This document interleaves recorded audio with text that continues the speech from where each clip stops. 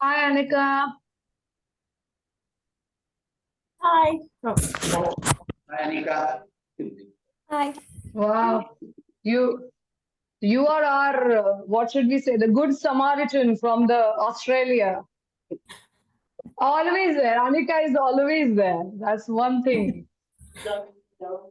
How are you? How are you keeping, Anika? Yeah, really good. Thanks. Yeah. Yeah. And the baby? He's he's running around now. Yeah. So I think we'll He's wait a okay. couple of minutes. Yeah, a couple of minutes while people still join, if it's okay with you. Yeah. So Anika and I and Georgia, we started Quaternary Moms group actually. So we want to extend it to Quaternary Parents group if anybody is interested, right? Yeah. So we did. Is this a thing? Yeah, we can. Is this a real thing? Yeah. Yes. And it was supposed to be. I mean, it started with moms, but then we said it's not fair to dads. Yeah. So we want Quaternary Parents, and now Chavi can join. Absolutely. This is what I want to ask you if you as a dad. Yeah. That's super necessary, I think, to give a much more personal thought and perspective of combining jobs and personal lives into science. So yeah. Definitely. Yeah. And Amila is here as well. Amila, hi. Hi, how are you? Hi. How are you? Yeah, I'm well. Yeah, I literally lost voice at the end of the day yesterday because it was quite late for us, right here on this It's side, in this it's side of around the 10:30 globe. p.m., no? Yeah. So by the end of the day, I was already, exhausted, and I actually had a viral infection earlier this week. So I'm still recording them. My voice is still hoarse. So I just said, Chav, Manu, take care of it. You will. I'll go. I'll sleep. Otherwise, I wouldn't have regained my voice for today. Yeah, so thanks for coming again. And Anika as well, thanks so much. Although I think I realized you had to dash out yesterday, Anika, right? Yeah, I did. Unfortunately. Sorry, I didn't have. Yeah, I had to. Yeah, no. I mean, Baby. what? Yeah, so just to sum up, while Amila was here, but Amila couldn't be there at Inqua Roma 2023 session of ours, right? So what we did is we sort of replicated the experience. The only, I think, only addition to that was we were able to discuss across the themes and across the regions in the same breakout session. Unlike last time, we had one theme specific versus region specific, and people went to those respective themes or spoke within those respective regions. But yesterday, as it happened that we did only two breakouts, one like for offline participants, those three, and online participants, I think up to like 9 people were there. So then we basically had a very mixed group with mixed expertise and which acted to an advantage. So that was another important thing. Oh, Peter is here as well. Chavi. Sorry, I was checking the program. We don't have a coffee break today after. Hi, Peter. After the Is Asia. still joining. Yeah. So if you want to, maybe take a short break, 15 minutes break to run to the restroom or something. Yes. You could, yeah. Because data session is going to be longer. Yeah. Peter, can you hear us? Fine. Yeah, Ruta. Yes, I can. Yeah, hi. Wow, thank you so much for coming. Yeah, thank you. Sorry I couldn't make it yesterday. I was traveling. But today and tomorrow I should be okay to join you guys. It's okay. Wow, thanks. Thanks so much. Yeah, thanks so much. And while you were around at Incoroma, I was just telling Anika, who was also around, that we actually sort of replicated what we did in terms of breakouts at Incoroma. And then we were able to talk across the disciplines as well this time. So it was very useful in the sense that how we can get together this approaches that can connect across the discipline. Yeah, good to see you. Actually, now that we see you, good to see you again. Yeah. So I think could we wait for another minute, Shavi, and then get started? Yeah, we can stay until yeah, but we past 10 past the hour, so it's fine because yeah. Yes. And then I am already happy because we have Anika from Pacific, Astrology and Oceania. We have Peter who can represent Africa, right? And then we have Amela who can represent Asia, and myself, and then of course, Colin. I never asked. Did you work in Asia as well to an extent? I haven't at all. Not yet. Okay, but Africa. Not yet, yes. So now with pSESYNTH you are working on Asia now. That's cool. Yeah. Okay. So, but then you are also around for Africa because Africa is one of those focuses of the discussion today as well, partly in terms of data. Yeah. Data paucity, data reliability, and other things which Peter is once again expert of and can tell us a little more, right? And of course, yeah. So I think, yeah, we should, I think, get started. We shouldn't be pushing this further. And Okay, right? yours. Shall we? Yeah. Yeah. Oh yes, Rahab is here. Wow. Ah, really? Ah, that's good. Yay. Yay. Yeah, so let's say hi to her quickly and then.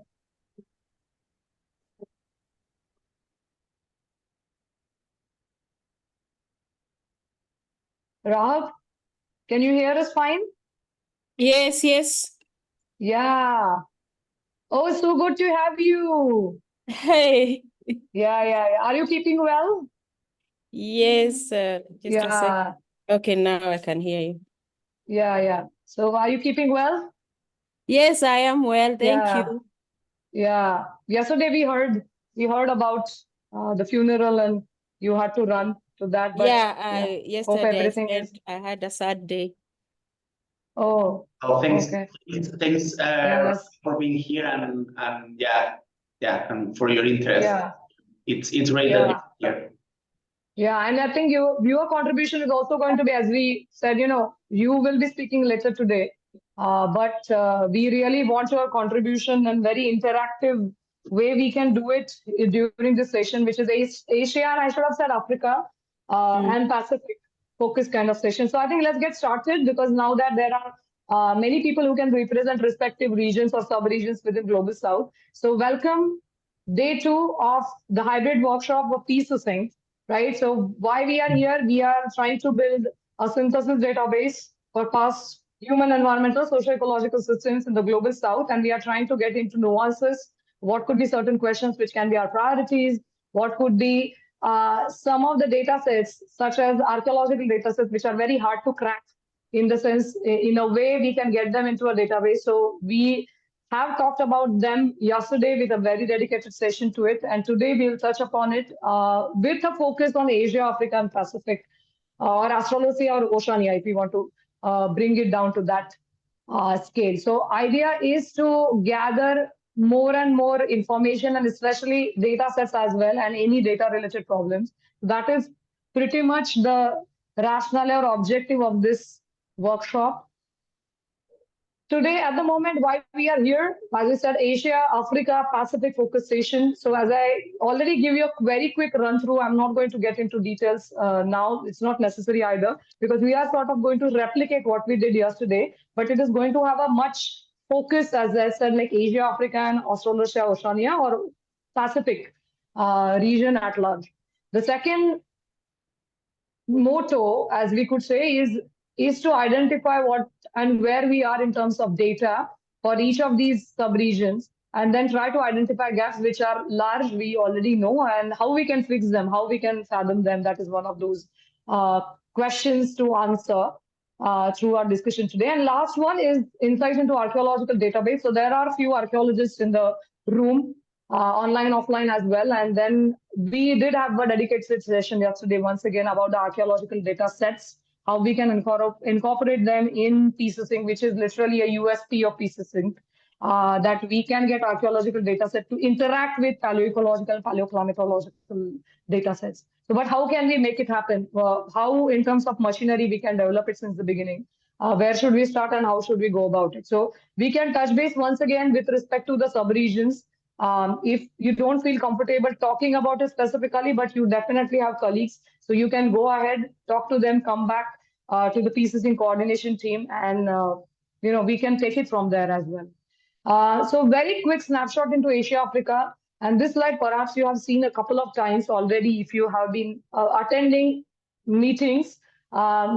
If you didn't, that is still okay, because we have made certain progress on certain lines, but we have made less progress so on the database contribution. So we still have very low contribution from the Asia Africa sub-region, and there are multiple themes upon which pSESYNTH decided to march upon. So in order to be operational and practically operational, we just decided that we go ahead with paleoclimatology, paleoecology, and archaeology as the three different themes. Of course, there are certain cross-cutting proxies, but then what we try to do is we try to sort of take stock of what we already have. So in terms of paleoclimatology, across this Asia-Africa sub-region of Global South, we don't have specific consensus about which proxy can stand out. That will depend upon which time of the Holocene, which is the prime focus at the moment of pSESYNTH. That will basically dictate what would be the proxy, key proxy that can represent that particular time slice or region for that matter. Paleoecology, Poland is very ready. Poland is widely studied. So we see that at least for Asia, Africa to an extent, whatever contributions we have so far, we do have Poland that can stand out. And in terms of archaeology, radiocarbon dates, once again, there are issues with that, but still we do have one sort of, we can say, determinant, which can be connected to the paleoclimatological datasets or paleoecological datasets more precisely, because there are many crossovers in terms of archaeology and paleoecology. Often these datasets are studied hand in hand. There are multiple topics of interest for this particular sub-region, 23 to be precise. But if you remember, we also created this word cloud, early on, but then it sort of stayed because people started participating more and more. And when they came up with their own areas of interest, topics of interest, we still have a very similar kind of world cloud, which basically tells us that people are interested in extreme events or events which can be seen as a tipping points in terms of climatology and paleoclimatology, and overall vegetation changes, food production, which is very much linked with that. And much of this is associated with colonialism to an extent. Try to see that what are the pre versus post, but not all of these data sets are sort of ready to comment on that because of the different temporal fractions as such they deal with. So idea for today's session is to dig deeper into it, to see where we can improve in terms of data, collection, and then data reliability. There are gaps, so how can we fathom those gaps, as I said, in spatially as well as temporally? What could be the better strategies? Very quickly, again, we do have another counterpart for this session, which is Australosia or Oceania, or Pacific region at large. Oceanic regions, there are much more data sets available from this region, thanks to Anika, who has done extensive work of actual data collection from various data sets that already exist, and then getting them into the pSESYNTH database. And then rough estimate of time is roughly, as you can say, it will go beyond Holocene at the moment. But we as a phase one of pSESYNTH, we decided to focus largely on Holocene. So there is much on that. Nature of data sets, as we can see across three themes. Once again, Poland stands out for paleoecology, paleoclimatology. Many biomarkers, they exist for this particular region, which can be a very insightful, even in terms of certain connections with archaeology as well. Archaeology, once again, radiocarbon dates is the kind of proxy which stands out and tells us more about archaeological timelines, not so much about the archaeological sort of contents as such, or archaeological materials as such. So I think once again that is one of those things which we will have to improve upon. Research themes of local and regional interest is what was the human occupation history, once again pre and post colonialism, effects of those. So island ecology is a, I think, topic at large which is of wider interest to the pSESYNTH community. And once again, land cover, land use changes which are part of it in general. So that was a very quick snapshot of what we have had so far in terms of data. So what we sort of plan, Chavi, I and Manu could be here at some point, that what we think is, why don't we use this session as a sort of brainstorming session where we sit down and where we talk about what could be different avenues, as I said, in terms of, if I could go back, in terms of identifying certain priority questions for the sub-region Asia, Africa. Altogether, we can also split Asia and Africa for better operational reasons if people like to, and then Oceania Pacific region at large. And then in terms of the incoming data sets, as I said, that and identifying gaps, and then eventually insight into the archaeological data sets. So what we thought we could do very easily is something called as a Jamboard. I don't know whether everybody has worked on these before or used these tools. So I'm just going to quickly take you to that, quickly introduce you to how it works, and then we can take it from there. Are you able to see my screen? Yes, we can. Yeah, okay, fantastic. So yeah, so this one actually is literally like a PowerPoint slide. What we can do is we can work on this very interactively. What I'm going to do is I'm going to just paste a link in the chat box. And you all can get on it, you all can edit it, and I will quickly show you as we try to get on this Jamboard. I can quickly show you how we interact with this and with each other, right? So link is in there. You can start getting on it. I can see people popping in, right? Some of us were here yesterday, so I think I'll just get started with how it works. So there are sticky notes in here. If you go here very quickly, you can see a sticky note. That sticky note comes in various colors and whatnot. Any questions or any themes that you think is a priority for Asia, for Africa, for Asia, Africa altogether, perhaps, and then Anika, I would say, for the Pacific region.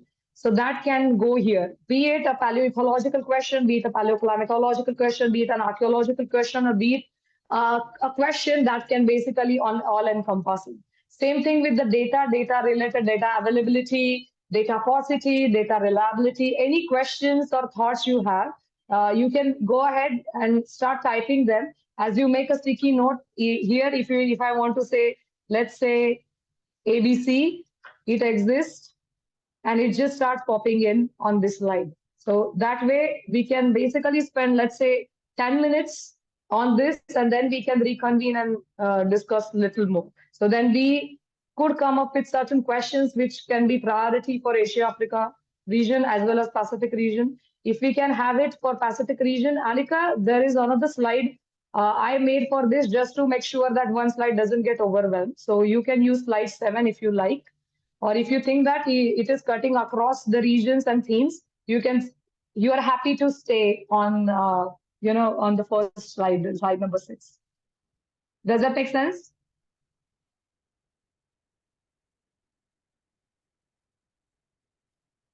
Yes, Charuta. Yeah, okay, yeah.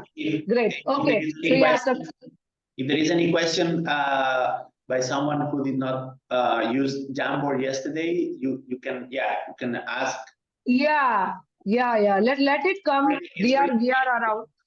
Mm-hmm. Yeah. Has anybody has issues so far with Jamboard? Because sometimes with the link you can only have access through view mode, not editing mode. So please try out if you can add a sticky note, and if not, let us know. Yeah, so you could try and then let us know in case you can't edit it. It should be editable by everybody, right? So Amila, any questions yesterday that can be more Asia focused? You could. Yeah, I will include. Yeah, sure. Yeah. So Rahav, are you okay, Peter? Yes, I think Yeah. in case I have a problem, I will let you know, but it seems it's working for me. Yeah, fantastic. Okay. Peter, you want to say something?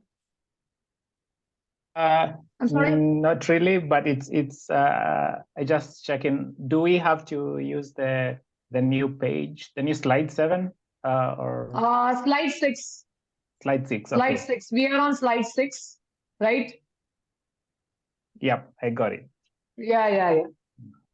Yeah, and you can scroll through earlier slides or slides that are there. But yeah, this is the one we would rather work on, then we can get it sort of consolidated into a bigger picture.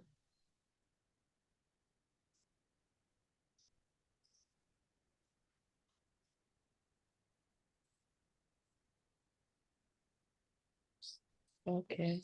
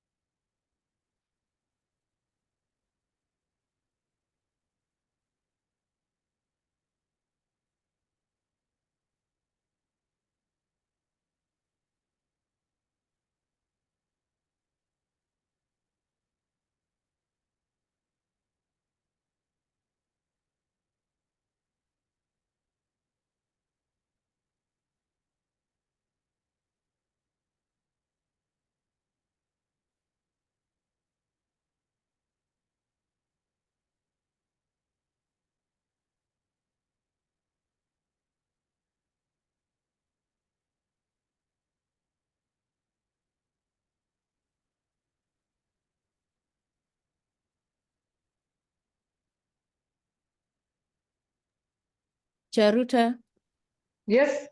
I have a question in terms of the color code of the sticky notes. Mhm. Or what Yeah. do they mean? Are they specific? Yeah. No. I mean, you just go ahead and create it, and I Yes. will do the color coding. I can be in charge of it, and then Okay. swiftly, if we Okay. go to other slide, I could. Yeah. So don't worry Okay. about the color coding. Yeah. Okay, great. Yeah.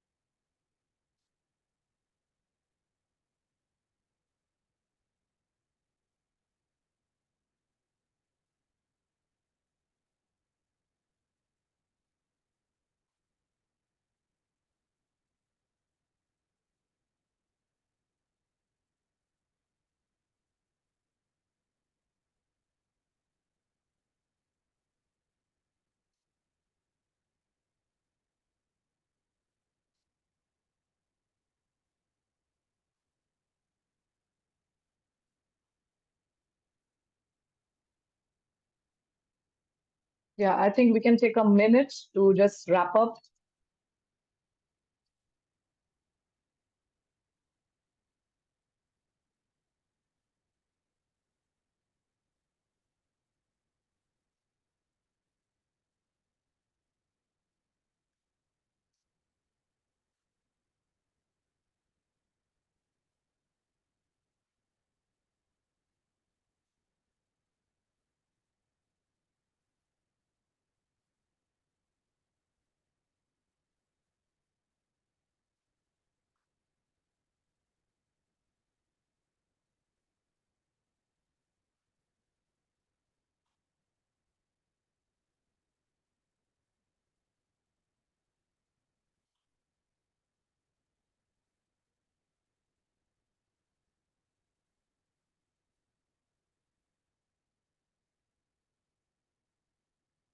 Yeah. So should we come back? I mean, we can still have the slides around. You are still able to see my screen. Ah, interesting.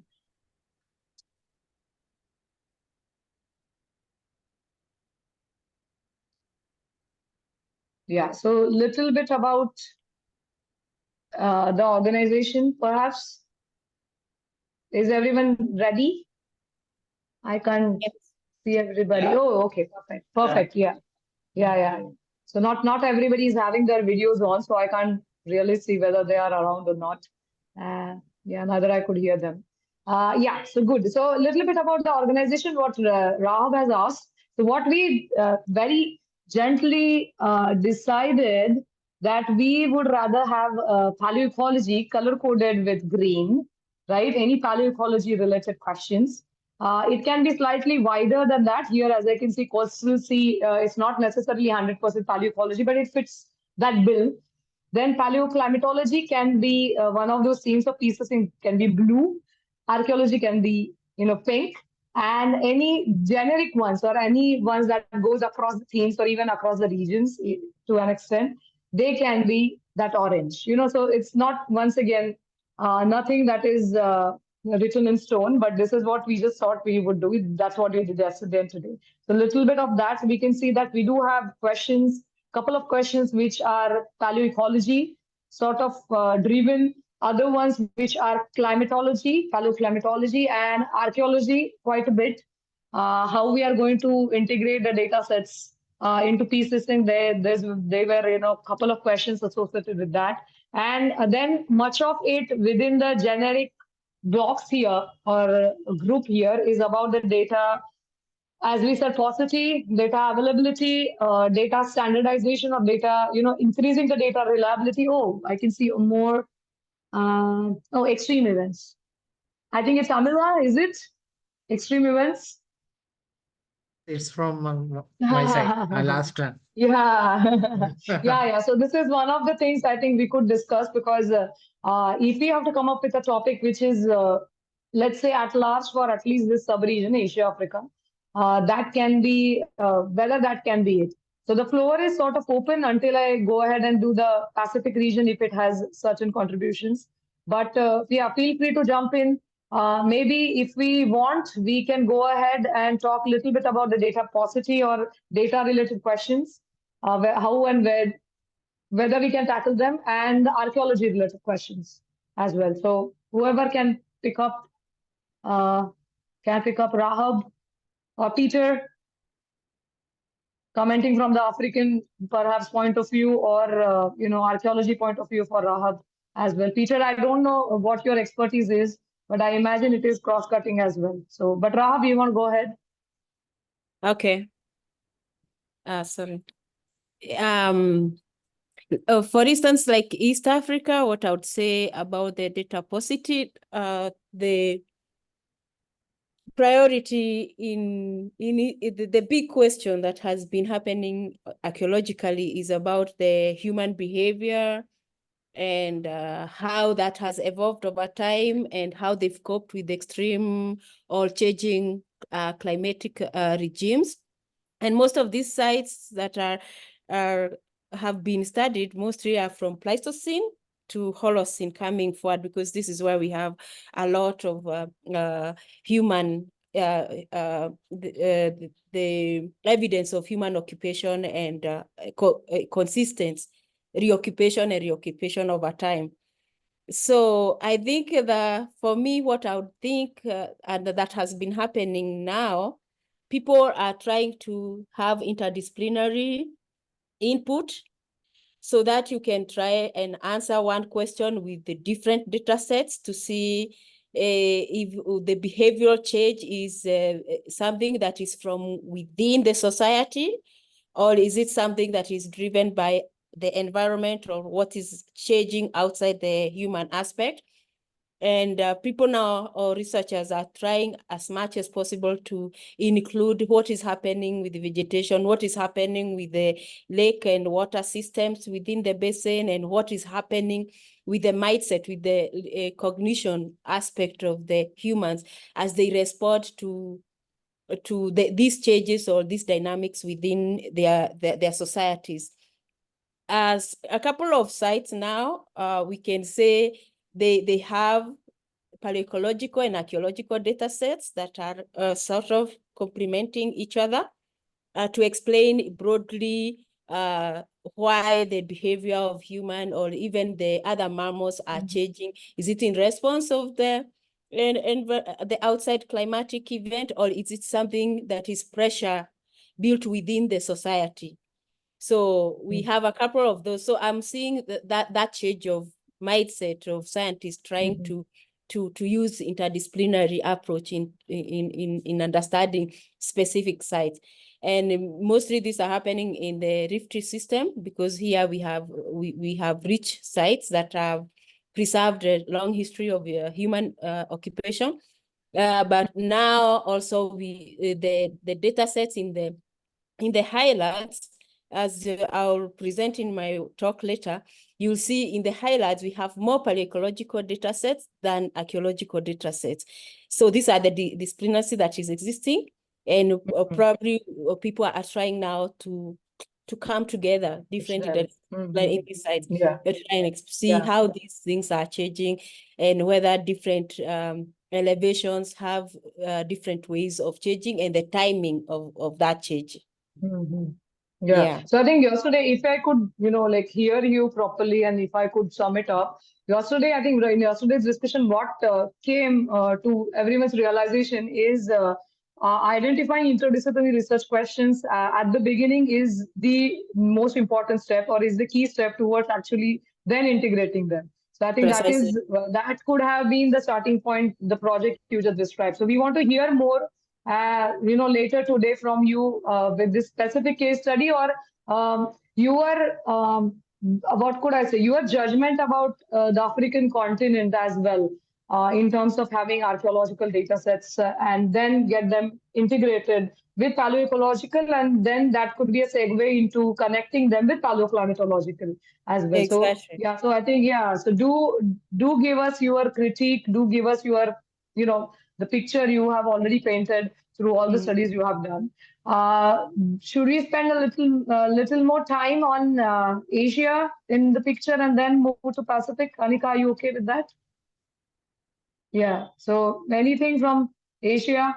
Amela, do you want to pick up? Or Peter, you want to comment? Sure.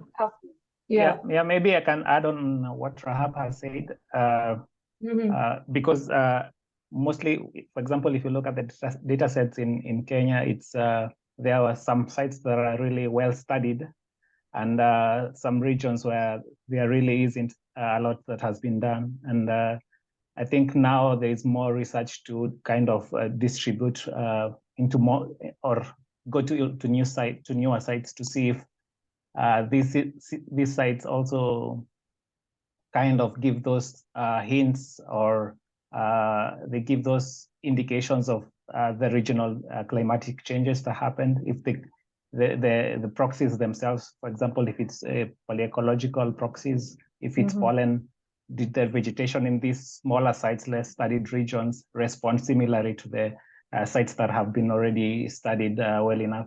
And for example, when I did my research at the coastal area, is we didn't have data sets from the coastal region, and we can now even have an indication that actually even the East African region had the same kind of signals from the global climatic changes that happened. These signals are also recorded in the East African sites. So I think going forward, we should also be able to target these sites that are less studied or that are not ordinarily considered as high value sites, because probably we'll get more information from these sites. Yeah. So maybe for the African, within sub-region of sub-region, Asia, Africa, we just place together Asia, Africa for operational reasons for the pieces thing. But if we have to think about that, sub-region of sub-region, which is Africa, the strategy could be to go, case by case, or rather, area by area, saying where exactly we have data sets. Let's say it could be either two, paleoclimatology, paleoecology, and archaeology. Two of them or one of them at least, and then be able to connect them eventually across the region. Would it be a better strategy for Africa in general? So that way we can focus on where to collect data sets, because we can't do it, for all the three themes at a time. But perhaps if we have to go ahead, then we could rather go ahead with maybe more archaeology focus, because now we are getting literally yesterday, and I'm quoting Manu here, that we are getting our hands dirty in terms of actually getting archaeological data sets into pSESYNTH sooner than later. So if we start, funneling those archaeological data sets, which as I'm partially an archaeologist, and I'm aware that how rich parts of Africa are in terms of archaeological data sets. So could that be a strategy that we start actually thinking about getting archaeological data sets and then connecting them with paleoecological data sets, which are available in certain regions, and then paleoclimatological data sets, because paleoclimatology is somewhere where Africa needs little more inputs. So would that be a strategy for Africa? Does that make sense? Or if you have anything, yeah. So think about that. What could be the best strategy, and how we can, get Africa up in terms of, data availability as such, and data reliability, and all those, I think, were more generic kind of questions, which can stay. So I think we can move to Asia a little bit. Amila, do you want to comment? Okay, thanks. And yesterday I raised several questions regarding the general thing of the paleoclimate, and today I focus on especially for the extreme event, and so I need to highlight three priority questions under the team of extreme events, and one is the intensity of this extreme event, and so whether it's happened in 100 years scale or 1,000 years scale. So we need to identify that one as one of the priority question in extreme event. And then next one is and how that kind of extreme event how this extreme event can be linked to the climatic drivers, like whether it's related to the tectonic activities or carbon dioxide level, or whether it's linked to the something like earthquakes, and those things we have to identify. So still there are very few studies in this region regarding this kind of interconnections. And third, one of my priority question is, so what kind of proxy and what kind of archives that we can use to identify the extreme event? For example, most of the paleo tsunami studies, we are limited to the mangrove sediments or something marshy environment. And so it's depend on the environment, and those are the main priorities question under the extreme event that I need to highlight here today. Yeah, thank you so much. So I think extreme event is the topic which, of course, had been of your personal interest, but that is exactly what we are doing. Like, we want the community raised questions, community driven questions, which can then be sort of, further prioritized on the basis of how many people. We can be, once again, very democratic year, and we literally, so Chavi, Manu, and I were just trying to think like how we can magnify this effort.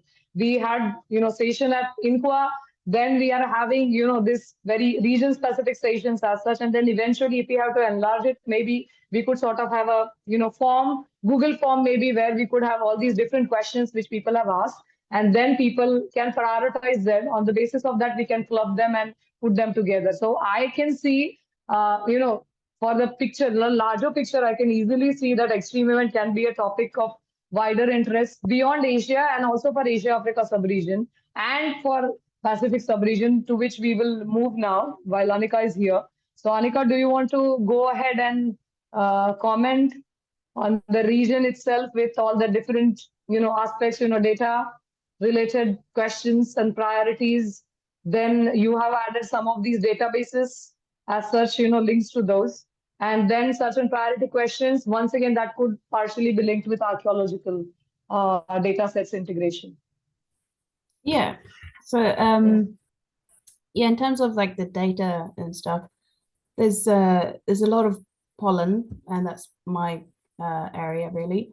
But there's a lot of archaeology, and I think what we discussed before is sort of more of an island, looking at the island specifically, because there's a lot of interesting archaeology there, and how humans sort of settled in waves, and how they interacted with their environment and what they did, and then how they sort of settled for a while, and then suddenly there was a population boom, and how that sort of interacted, how that affected the landscape and so on. So I think that would be a sort of an interesting way to go. And that could also feed into what other people have said, and how humans are affected by the landscape and how they affect the landscape back, that kind of thing. And then bring climate into that, see if it was sort of sea level or climate affected mainly. And so that's sort of the way I was thinking about things. And I think that's sort of stuff that we've raised before as well. And it's kind of, it would also work well with the kind of data sets that we have, looking a lot at the vegetation and the archaeology. And there's the note I put there, the new database, that's with the, in relation to the radiocarbon dates. So there's being updated right now. And that's actually with some colleagues of mine, so I should bring them into this. And I think it's Magdalena's colleagues as well. She was working with us before, but I think she's busy with her kids now. She had twins recently, so but twice as busy. Yeah, exactly. So I think not here. But yeah, of course, a huge database of archaeology and radiocarbon dates. And it's then really I think you are a big push right now. Yeah, sorry, I didn't mean to cut you. No, that's right. Do finish. Yeah. No, what I was saying, that you are one of the main data contributors. So I think like that is one of those things we can learn from you in terms of, what should be done in terms of contributing the data sets, and then data sets that you have contributed from this particular region. What is your assessment? So that slide I showed earlier, that was put up by, of course, by Ignacio at one point before our Encoroma workshop. But then in general, what's your assessment of that? Because as a region, where does it stand? Do we have enough in terms of archaeological inputs whether they can be brought in and then seen this area at large? Can we do that by this point? What is your judgment on that? Yeah, I think we can do that. I think the data is definitely out there, and I think we can incorporate that. Because once again, yesterday while you were around, I don't know whether we hit that topic, but yesterday, for the archaeology point of view, how we can actually start getting some kind of connector or segue, that was one of those things. And whether having ready archaeological data sets, ready in the sense that they can get, they can sort of integrated into pSESYNTH database, or at least make those pathways with which they can be integrated. So then we sort of landed to that very generic kind of input at the end that, yeah, we might have to go case by case. So can Pacific region be that case for region at large where we start building this? That was one of the things which could be my question. Yeah, I think Yeah. that could work. Okay. Yeah. Yeah. Fantastic. Yeah. So We can anybody also- else? Sorry. Yeah. No, Yeah, just yeah. thinking that if we then see that there's only a couple of smaller regions, we can also, that there's a lot of data, we can sort of use that as an example and build from there, sort of thing. As going Yeah. forward. Yeah. Going forward. Exactly. Yeah. Nice. I can see Olumide around. Olumide, do you want to comment? Picking up anything that we left yesterday? I think he's now offline. Charut, I cannot see him. Oh, okay. Yeah, because I could see him Yeah, and the he's in participants, and but out. I think his internet is failing him, so he is in and out. Yeah. Those who are not from Asia, Africa, Colin, you are very much from Asia, Africa sub-region, mentally, right? Once again, so do you want to add to this from the archaeological, perhaps, point of view, or anything, any of the three things, data related? I agree with the island kind of focus is very rich. Mhm. And the extreme Mhm. events that comes out frequently in the literature. Mhm. I think I added the word fire a few more times, but that's my bias. No.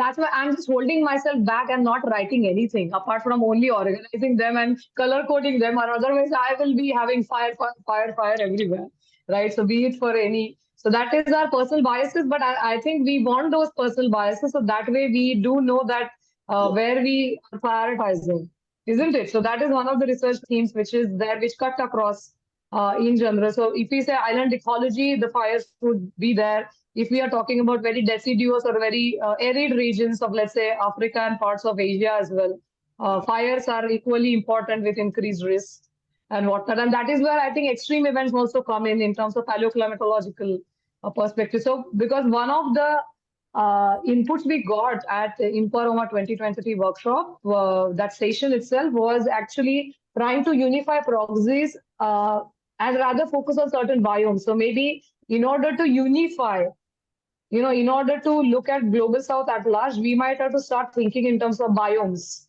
rather than, continents and subregions. So that is one of the ideas which sort of I decided to hold it back, of course, because we didn't want discussion to go one way or other. And a coordinator should dictate it. It should be other way around.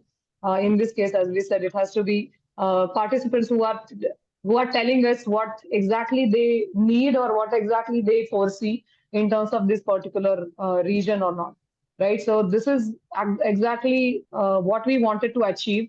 We still have, let's say, 5 minutes. So anybody wants to comment on anything?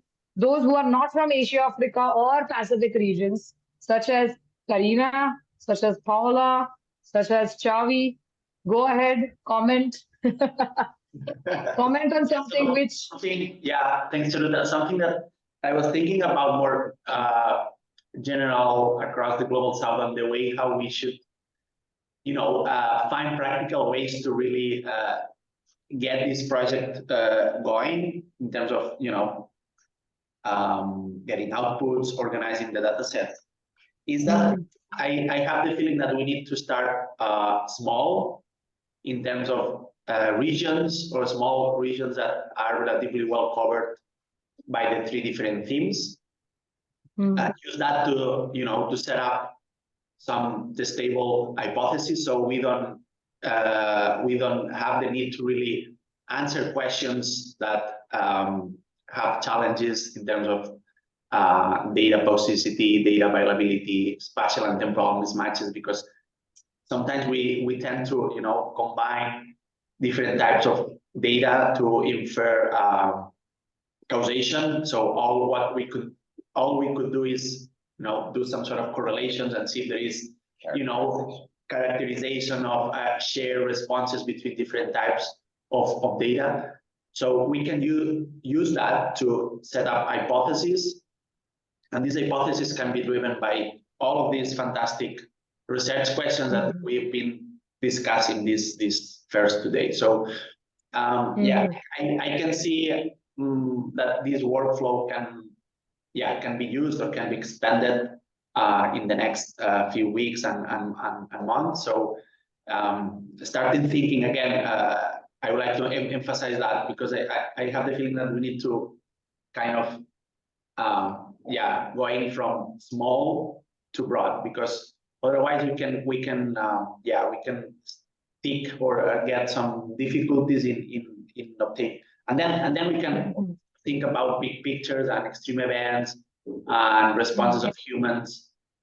But if we don't have a real, small set of case studies that we know pretty well from our particular regions, I think it's going to be difficult. I don't know what the people think as a group here, but I guess that's a way to go, or at least the way how I would approach this in the next few weeks and months.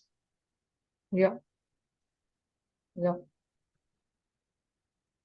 I want to add that I like your comment about doing our comparison using biomass, because I think that would be the way that we can compare between region and the societal behavior of the use of the. I think that maybe it would be nice to see if in different regions with the same kind of result because of the environment, the community has used the land in the same way. If we can achieve something of that, right? Did you hear Karina well, more or less? Yes, it's slightly, as I said, with the there is echo for sure, and then I think the voice is sort of traveling. So can you just yeah, she was saying, I'm trying to voice her. She was saying that she likes this biome approach. So instead of focusing on subregions, maybe using these biomes or ecoregions as a category to compare responses and trajectories and dynamics of past-environmental systems in the global south.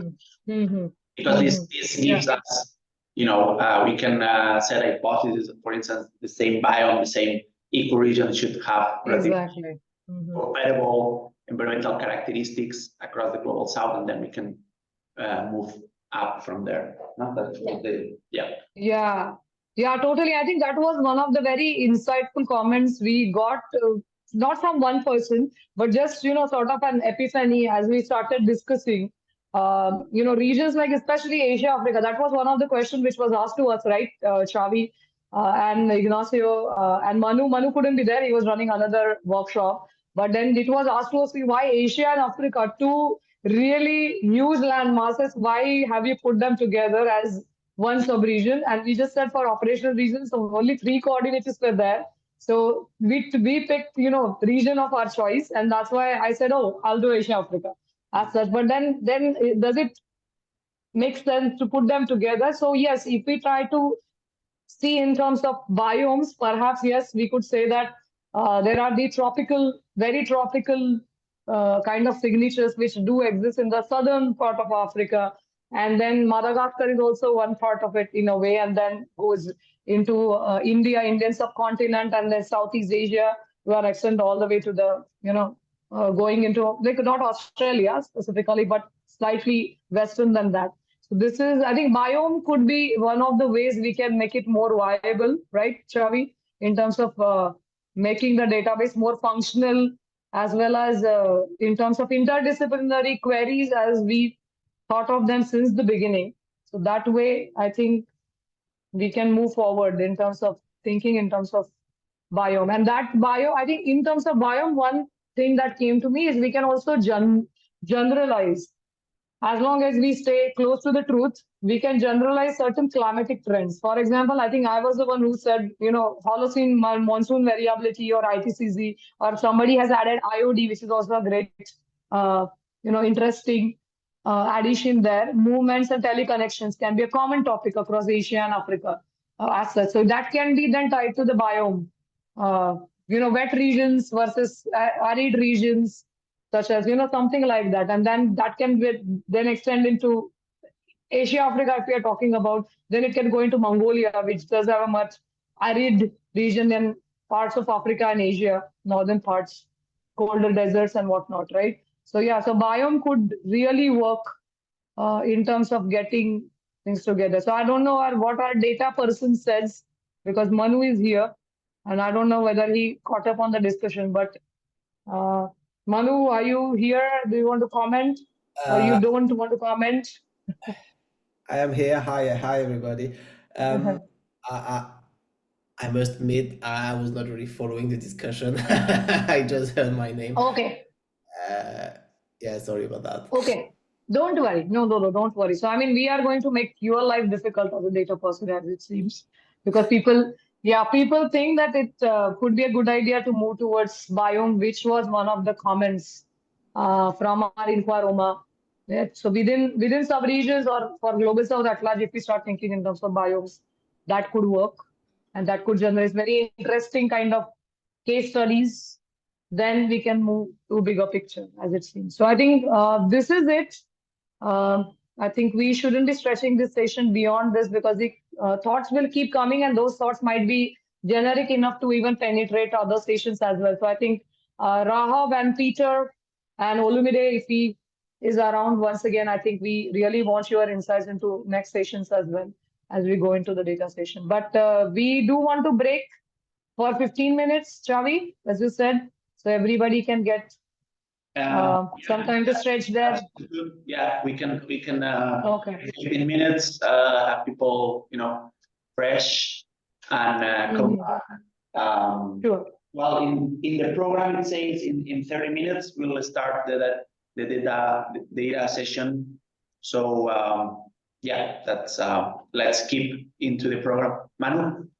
Don't forget, we reschedule Rahab's talk. In fact, I wanted to ask her to plead with you guys to just stay on. I don't know if it's gonna, because it's within the topic you're discussing now. And I just have 3 slides that I just want to place here, and talk about them, so we can digest as you go for your tea break or whatever break it is.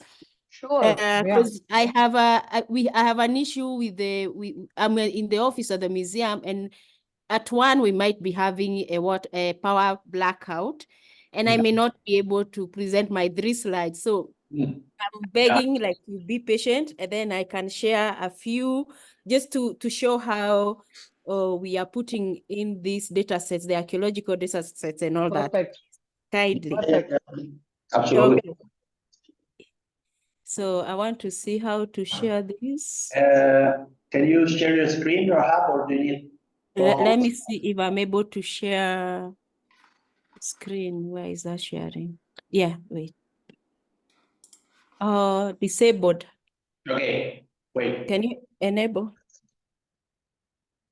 Okay. Now you should be able. I gave you. Okay.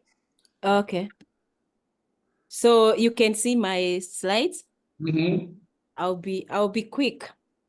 So what I have on the screen is 2 maps of sub-Saharan Africa, and the one on the left is the archaeological sites in Central, Eastern, and Southern Africa.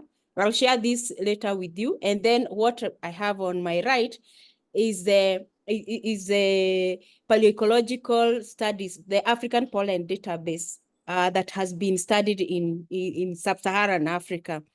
And the reason I bring these 2 maps is for you to visually see how this distribution of both the paleoecological and archaeological studies have been documented or have been captured within the African spatial distribution. And you see the main disparity that is here is that the 2 teams, or the paleoecologists, the archaeologists and paleoecologists, have not been working together, so they can integrate the data sets.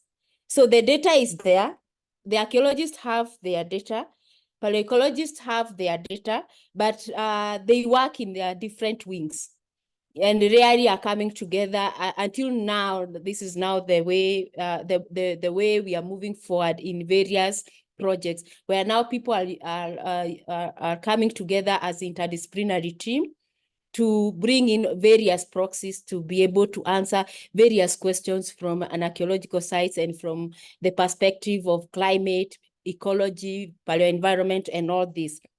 So this map, the one for the archaeology, is borrowed from a published paper. I'll give the details later.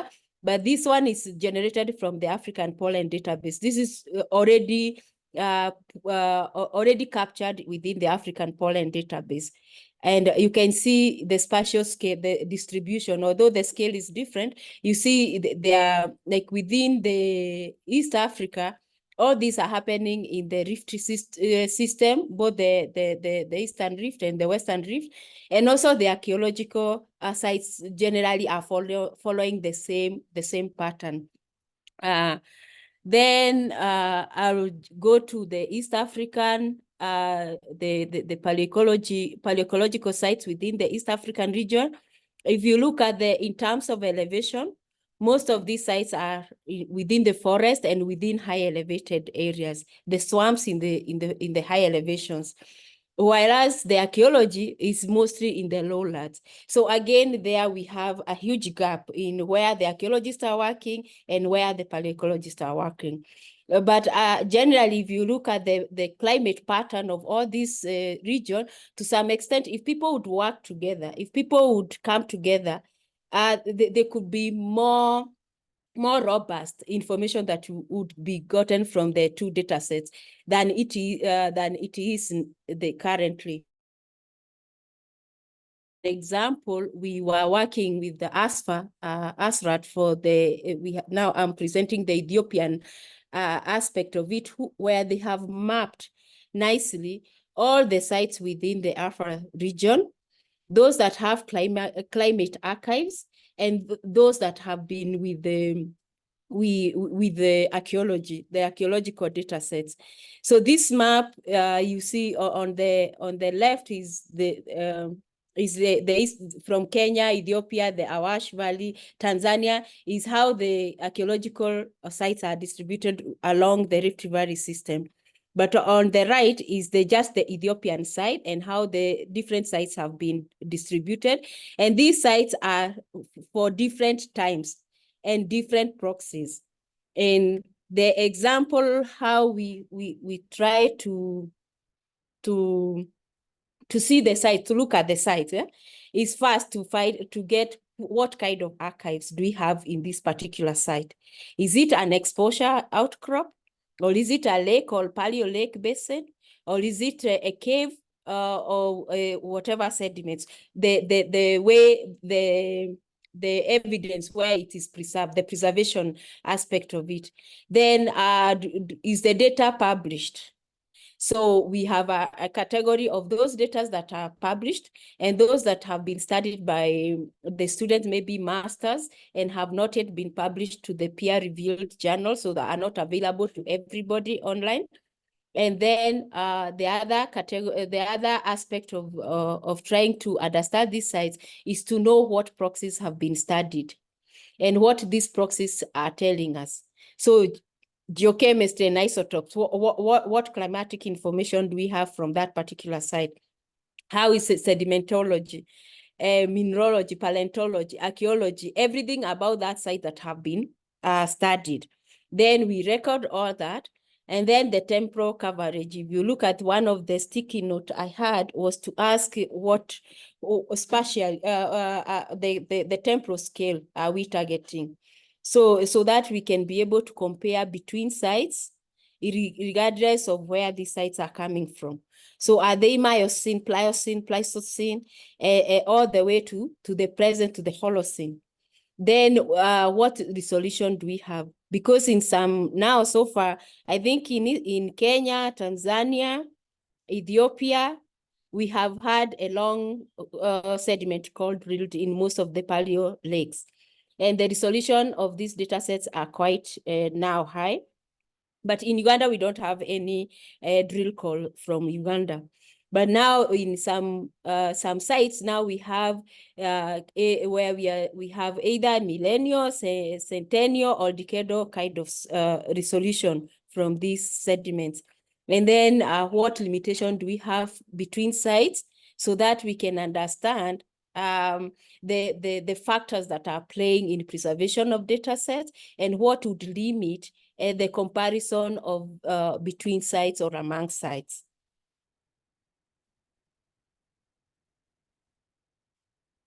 So that's what I wanted to share with you.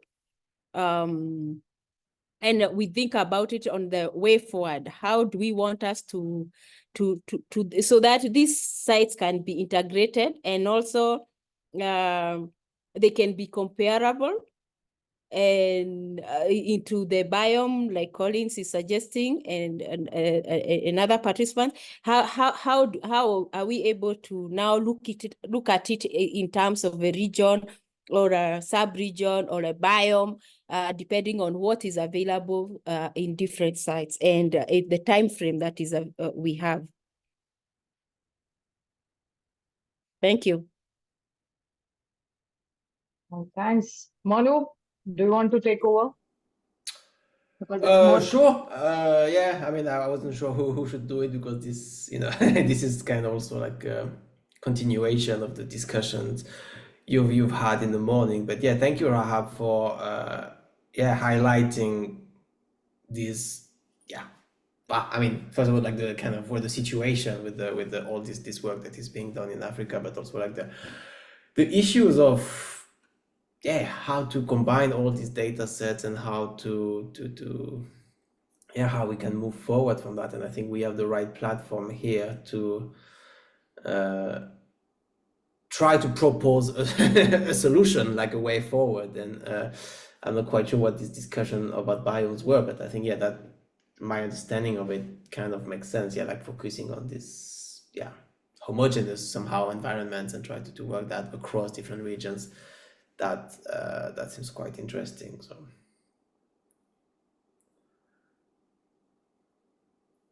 so that I think so that I think there was no specific discussion about biomes, but how to connect across the regions, that becomes like a major challenge. And that was one of the comments we got at Inqua Roma as a part of synthesis of breakouts. And once again, we missed you there, so we couldn't, you couldn't hear this until this point. Sorry. But yeah, so today it also came in, and I'd seen there inclination towards it in general. So that's why we were saying. But Rahab has given insights into how what archaeological data sets are in general, right? So we can think about complementing them, what Colin has said yesterday. So Colin has given a lot to think about. Then Rahab has given us. So at one point, maybe we should fetch these two people in one room and, yeah, so get it, because one thing which Manu, I think, somehow summarized yesterday, that we wanted to get our hands dirty with the archaeological data set. We didn't get our hands dirty. So I think, can we have a one archaeology specific kind of meeting soon, perhaps, where we actually then start working on it, right? So, I mean, we have certain ideas, but that is where. So that's where I think, Rob, your inputs have been very important. That's why we literally pestered you to come today, tomorrow, day after tomorrow, whenever you want to come, do come. So thanks so much for coming, and thanks so much for your inputs. So if we really hope there is no power cut and you can still stay with us for the rest I'll of the stay day. as long as I'll be online. I'll stay as long. Yeah, and then tomorrow as well, because tomorrow we'll be mostly wrapping up. So if you have any comment towards any specific things, and why we plan these sessions, even the region-specific sessions, is eventually we definitely want to get into, as we said, priority questions and writing that manuscript. So we will be talking about those lines of action and certain deadlines associated with that, and funding associated. That is one of the common topic or themes that also came, that much of our research is impacted because there is lack of funding, or there is funding which is sparse, right? Or there is funding that is inclined only towards, let's say, paleoecology and not archaeology. or climatology, we need more interdisciplinary kind of funding sources and whatnot. And whether that is more real for global south than global north, that is another thing to think about, right? So yeah, so I think with that we could conclude this session, right, Shavi? So we all can have a break of 15 minutes. Yep. And come back and start the session as we decided. Yep. Sounds good. Right? Yep. Yeah. Thanks so Fantastic. much for Yeah. having See you all.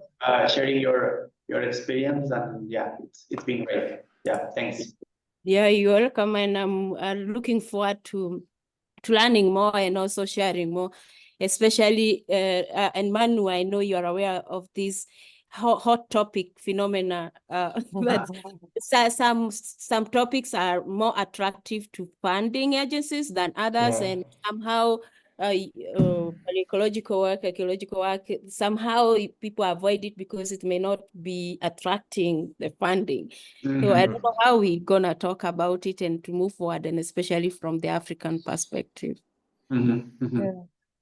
So I think on that, if you want to say, like, here, what we did is crowdsourcing for hot topics. So I think we are not relying on, funding mandates to tell us what we should be thinking in terms of hot topics.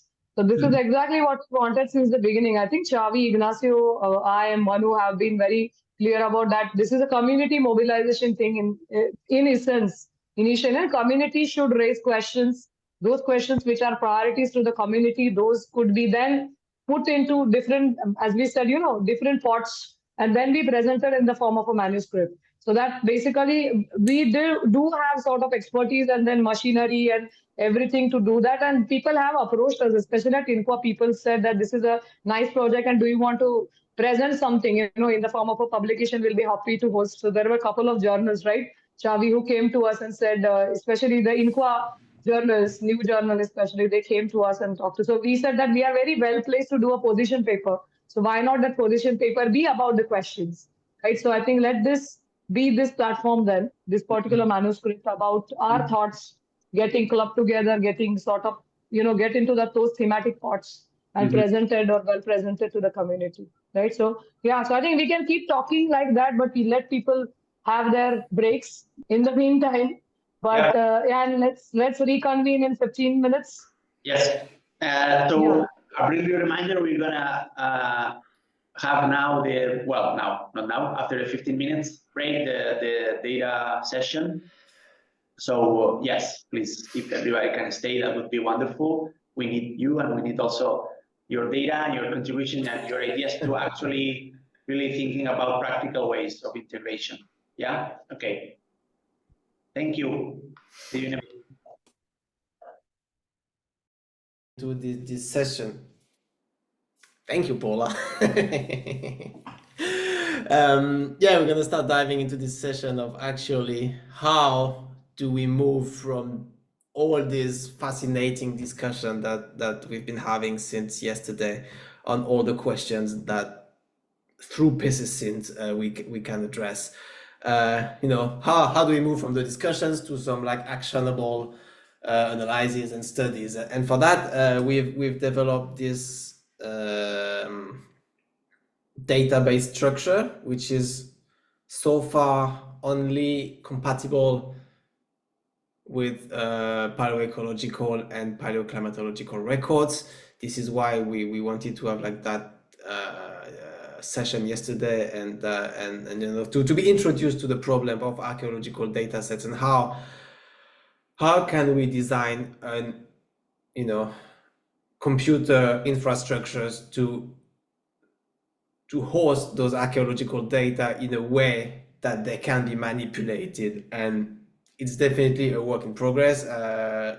I think yesterday and also like Rahab's very quick talk this morning as well highlighted the potential and all the caveats that we have to resolve. But yeah, I think maybe we should have had these two sessions inverted, in fact, like showing you where we had and then having the discussions on how to include archaeological data sets to that structure, but we did it that way.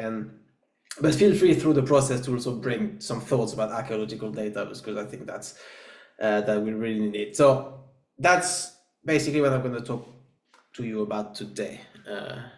So we have you can see my mouse, right? Yeah, okay, perfect. So we have our individual data sets that you and other people have been and will be collecting. And what we want in the end is a curated data set, database, sorry. And to do that, we're gonna use what we call like a Postgres database, which is really just, well, I'm not sure how to describe that, but yeah, just like a data format that allows querying the data in a way. But arguably, you will only have, we will develop tools for you to just have like write simple requests, you know, like I want all the, I don't know, all the data covering the Holocene from East Africa, you know, across our 3 different themes. And by developing these tools, you can just like type these 3 or 4 different criteria, and you will get a compilations of sites, records, and data. So first I'm gonna, oops, next slide. Yeah, I'm gonna talk quickly about like the database structure, and then we're gonna spend actually most of this session to discuss how to, well, go from that step, the individual data set, to their integration into the database. But why a relational database? Here we use Postgres. It's because these relational databases, they really allow to maintain or to ensure the integrity of the data that we want to collect, because even the best of us, if you're just like working with spreadsheets and just trying to put data together, when we start trying to merge data sets together, there will be some incompatibilities, right? Because some names are spelled slightly differently. There is a leading or a lagging space. The file is named slightly differently, or some columns are inverted because, well, these things happen. And even, I mean, I know a couple of people who are really like detail oriented, and when they try to do this stuff, it's really difficult. So we have to have some automatic tools that check all of these little details, because and that will really allow us to have a very strong connectivity between all the data sets that we have, and have all these requests that we want the right to extract complex data sets.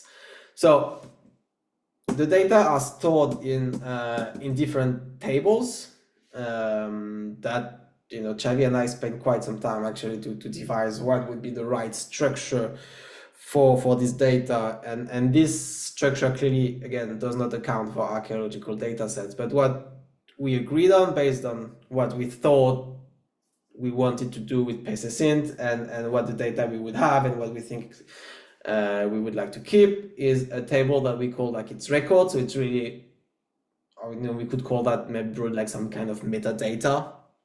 A record has a name, it has some coordinates, some description of what is it a lake core, is it any other weird archives that we can think of, marine core, archaeological deposits, I guess, could have like quite a huge diversity of possible archives. Then we have the data set itself. These are not the data. This is just, for instance, if we think about lake core, a data set would be like we've collected pollen from that record, right? The data will be stored in another table, but this is just about describing what was measured. So a record can have several data sets. You measured pollen, you measured some carbon-13, oxygen-18, diatoms. So one data set per proxy.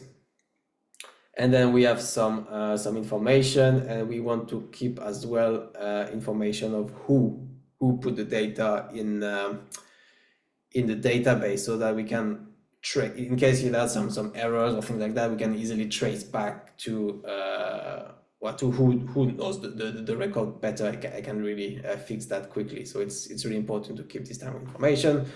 Then obviously we have our record. It's a lake sediments. We have details about what we did to count our pollen. Then we have all our samples, and each sample is associated to a unique data set. It has a depth, it has an age, and it may or may not have some age uncertainties. We would like to have age errors in the database, but we also realize that it's not always available and it's difficult. So that's one of the fields that are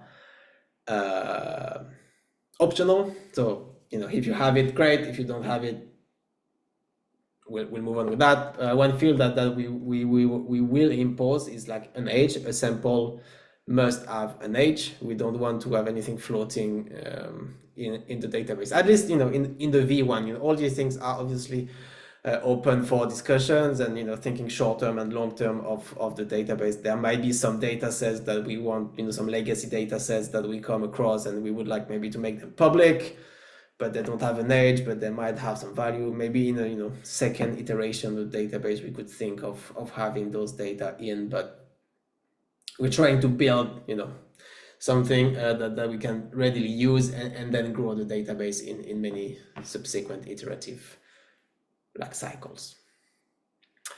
And obviously the last table is the data themselves, and by data I mean the things that are measured, right? It's going to be your pollen count, your value of your 13C delta 13C value, the number that is going to be usable. And that at that level that I started to see some potential clash with the archaeological data and what I called yesterday the secondary data, which are data derived from such measurement or based on statistical models or interpretations and stuff like that. So for those, we'll have to come up with a different solution because they're just essentially something very different. I mean, there's no judgment on my side, but they just need to be considered differently because they are something different. And some other information that we want to keep. Yes. I have a question. If you don't have, you have the raw data, you mean here to include the raw data, or because if you have, for example, ENSO reconstruction, that is coming from raw data after a statistical analysis or modeling or whatever you want, the data are also included here or where? Excellent question. To be discussed. I mean, it's a question I have because myself working a lot with I do climate reconstructions from pollen. It's kind of a very similar type of data. The primary data are the pollen counts, and then they're derived through some analysis. I think that's definitely something that we need to. I think it's important because if you I mean, if you reconstruct climate from pollen, then you can use this climate reconstruction to study the impact on ecosystems or on pollen records, Yeah, no, I absolutely agree on that front. It's just the primary data are fixed through time, the pollen counts you have, and the other ones are subject to revisions. And from the data, how does pSESYNTH record those? It's this interpreted data through whichever process they are. Yeah. Well, it's something to discuss. It is something to discuss, and I fully agree. And with Xavi, we've talked about it. And in such simple cases, they can fit into that structure. Maybe they would just need an extra field, in the maybe just in the data set description. This could be primary or secondary, or we could just try to include that level of. Or add some kind of interpretation. This is an ENSO reconstruction based on XYZ. That we could easily add to the structure without having to make too many changes. But yeah, I think maybe. Javi, do you take notes somewhere? Maybe I should, because I think that this. No, thanks, Armand. This is a really good question, and we consider it also as well to what extent we should accept or incorporate this secondary data. I was thinking an example that I briefly checked is this Holocene 12K database by Kaufman and people. So, and I think that database actually includes both type of So they include the primary raw data from the original contributions about what proxy they used to reconstruct temperature changes, and then a type of data that is homogenized across all the records and data sets to get a signal of temperature changes. So there are efforts, and I think we can get some sort of inspiration from previous projects on that side. But I think, yeah, my view would be, do not say no to any type of data that can be of interest to understand whatever component of the system that we're interested in. So of course, paleo ENSO is super important, and temperature changes. Yeah, but as long as the metadata is well, let's say, described, and we know who provided that and what were the methods to infer that that variable, that would be, yeah, I would say yes, as much as is feasible from the database point of view. Yeah, I agree. Just to highlight, we need to highlight this, and it's enough only to say that the people have this information, and it's enough. I wouldn't say no as well. Yeah, absolutely. Rahab, you raised your hand.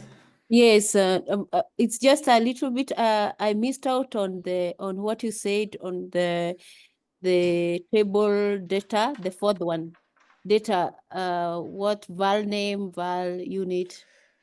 Yes, that. Yeah, I mean, yeah, I will show a concrete example later, so that will make sense. But that everything that is in bold, like called ID, it's just like numbers that will be generated. It's just internal to the database. It's just unique IDs so that we can make connections. So that's the bold, all the IDs number. Var name, if we go to a pollen example, that would be like, I don't know, pOAC 23. You counted 23 grains of pOAC in that sample from, so it's just that. In the mind of paleoecology and pollen and diatom, that's making sense to me. But now I'm trying to think, as you talk, I'm trying to think about archaeological data. Exactly. So this is now the shoe I'm wearing, and all this is quite possible with the pollen and all that. But now, when you think about archaeological data, is what I want to see how that can come in. At the moment, it cannot. That's the exact problem that we have, and what you showed this morning and what Colin showed yesterday as well. It's just like these data are very different in nature, and we as a like the collective, we pSESYNTH needs to find a solution to store the data and make them in a way also like interactive, or maybe not interactive, but compatible with the other data sets. So it's a very big ask, I think, and yeah, I'm not quite sure how we're gonna resolve that, but let's keep talking and see if some suggestions can emerge from the rest of this. Cool. So yeah, I don't know if I talked about these last two tables, but they're kind of self-explanatory. We want to keep track of, as I said, it's not just keep track, it's also give credit to whoever contributed data to the pSESYNTH, and as we will also talk about tomorrow morning in the first morning session about like more like open data and giving credit to data producers, data contributors. There's a lot of data that we will cover that in greater details tomorrow, because one of the things that we really want to focus almost like first thing is like, how do we make sure that everybody who deserves some credit of some form gets it, right? And especially many researchers, the global south. I think I saw in one of the how do you call that, like sticky notes from one of the sessions yesterday, somebody talked about data piracy, and that is, in my opinion, a huge problem that is not always acknowledged. So that is something that we we really want to take into account. We're not saying that what we've done so far addresses all the problem, and we are really willing to engage those discussions, really find a solution that is the best possible. I mean, there's always, I mean, there's not one solution fits all problems, but we are really aware and we really want to do things right by the data producers.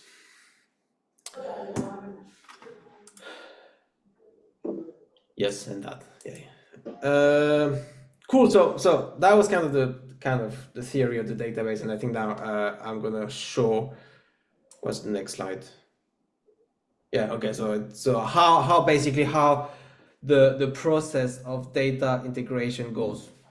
Let's think about paleoecological and paleoclimatological records, primary or secondary, that would fit that broad framework. So we have two documents that we will ask you to fill in. We have this kind of what we call skeleton table that we first used at the beginning, just to kind of start oh, sorry, my phone is ringing.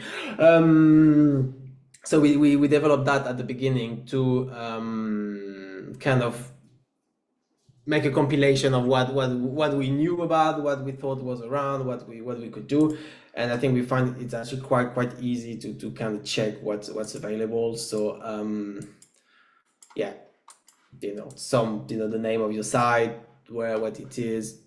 Some of these fields we are probably going to probably trash eventually, because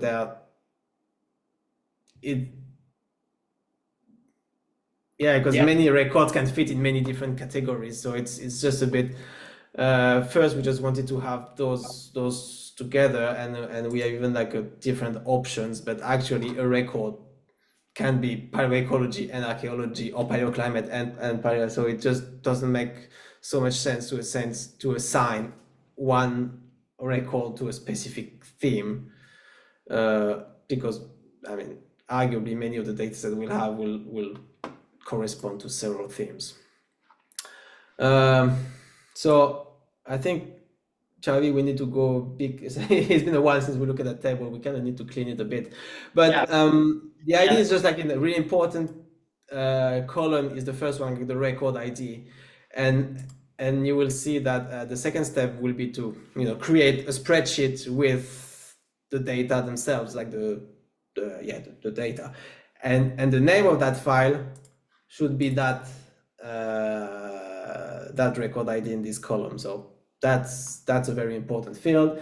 And then you have many other parameters that are quite important. That is again redundant. I think we should have worked on that. I'm feeling a bit bad showing that now, but let me show you the really important fields are obviously the coordinates. At the moment, we would really like to we will have elevation in the database because it is such an important field. So when available, it would be good for the data contributors to report that value. And in the end, if it's not available, we will use like some kind of a DEM or something just to ping an elevation corresponding to that, to those coordinates. Then obviously if the data are published in a paper, we want to keep track of that.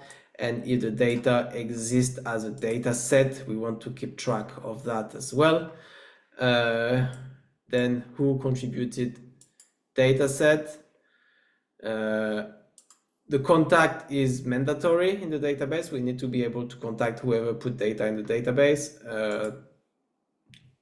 We proposed including your ORC ID to the database as well, because that's kind of that unique identifier, and that kind of links you to things.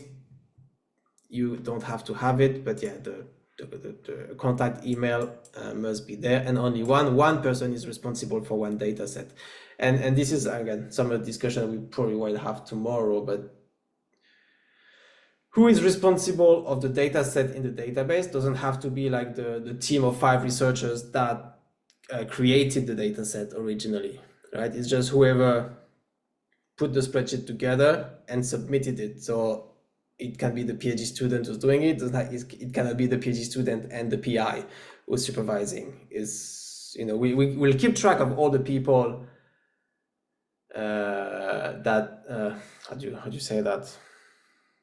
All the people who contributed to create the data set, because that is related to the whoever contributed to the publication, whoever is listed as the data DOI, because this part is not so much an authorship than it's more like who is it's a responsibility of who put the data in the database. So that's the first document that we need to look at. Like all these things like title of the publication that goes away. I will color code all the columns that are not necessary right after this talk, and you guys just have then to fill in. Yes. Yeah, no, thanks. This is just kind of a working document table. So we created this skeleton as a first, let's say, not data entry, but metadata entry.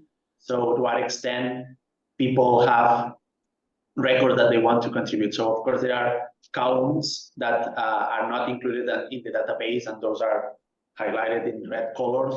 So we don't want that, so it's not a mandatory field. So we still need to clearly identify in this skeleton which are the mandatory fields, and because, for instance, the topic and theme is something that we thought, okay, let's give a first hint of what is available and to what extent people can contribute data that speaks to the different themes of the project. But yeah, sorry if this seems a little bit of a mess right now with colors and columns. So this is not what is actually the database. It's just the first, let's say, contact point with the actual physical database or the scripts. So and not all of these let's say rows, which means records or sites, are included in the database. This is something that also we should highlight. There is a column at the end that it says is stored, because we have a Google folder in which the raw data and the Excel spreadsheet with the data included in is stored, and as you can see, that not all the files are in there. And there's a couple of extra columns that is a double check by me or Gloria Alejandra, who also is not, she couldn't participate in this workshop, but we were also checking the integration and running the scripts with the spreadsheet. So yeah, don't pay too much attention to all of these extra columns. So just to make sure that this is the first, let's say, file that people need to fill in with the records that in the later steps will be incorporated into the database. I hope that's clear for the people. No, and also like some fields that were first in this spreadsheets, like this one, for instance, that have bbeen moved to the next file I'm going to show, because while developing the database, we just realized that it was better to have some information stored in different places. So it's a living document, and I think because we're still so in the early stages of this database development, that there will have to be some iterations of how we report information. So but one thing we will do rather sooner than later is kind of color code the fields that are mandatory and the ones that are optional with some, I don't know, basic colors. green you have to, red do whatever you want, or just one color for the mandatory ones. But yeah, so the idea of the process is really that. So you insert some very basic information that allows you as well by checking the skeleton if the size that you want to add is already in the database, because there's no need to duplicate effort. So that will also yeah, you can really cross-check what has been done, or you can check where most data have been collected and focus on the regions where nothing has been done so far. So you can really have an idea, even if from that you can't get the data, you can get an idea of where we have records. And the second step will be to fill in the data themselves in a spreadsheets that Xavi and I kind of design with a very specific structure. I'm going to show it to you in a second. And the last step is to run, like we've created like a basic R function script that will check the many aspects of the data that you've entered, and they will check if the data are correctly entered, and it will really look for very lots of different aspects, like as I said at the beginning, does the name of your file, which is the parameter of the check function, does it have like a corresponding record ID in that column? That's the first thing, and then a lot of things together and stuff like that. So what do these spreadsheets look like? Let's use that one that we have tortured in so many ways with Xavi, trying to include so many different possible bugs. So these data are formatted, and so if I go back to this and to the tables, so yeah, so the records, the information of the records table is the skeleton. And then we're going to start talking about data sets, samples, and data. And in our spreadsheet, we have one tab per data set. So, I don't know if you can see, I don't know if I can zoom on that really, but you have like, one data set with diatoms, one with pollen, one with these, how do you call that, formula, charcoal, XRF, some radiocarbon ages. So one tab per data set, and within each tab you have your samples and your data together. And if you look at the first column, I will zoom right now because that's probably small. Is it big enough? Yeah, okay, cool. So yeah, so we have again a bit of metadata in the first two rows, and then really the numbers themselves. Very classically, we have the first column will be a depth, which can be empty. If you don't have access to the depths, that's not always available. The age column, we want an age in the database. There is no other way about that. And the uncertainties that may also be empty if these are not available. And then we have our, this is the diatom, so how the diatom counts for the different, one sample per row, and then the different taxa per column. And you'll notice that we have that that second row here, which is about the units, because we don't want to force, I don't think we can anyway, like how some data should be expressed. If we want to have like some pollen, some isotopes, some XRF, they all have like different units, so we cannot standardize the units, so we have to specify for each value what's their units. So I think depth, you can express, in this case it's centimeters, but you could express this in whatever you want, as long as the information is reported. I guess the age would be good to have like the age expressed in CalBP everywhere. but yeah, maybe we should enforce that though. Yeah, let's say age will be cal BP, because otherwise it's going to be really tricky to make any requests if the AGs are expressed in, I don't know, in radiocarbon AGs or in B2K or in anything. And yeah, and then the data. So it's counted. Age. That's fine. Sorry? Yeah, sorry. Just wanted to say that the age, I think, is very important, because if we are using this archaeological information, I think they are going to be the most tricky ones to deal with the age.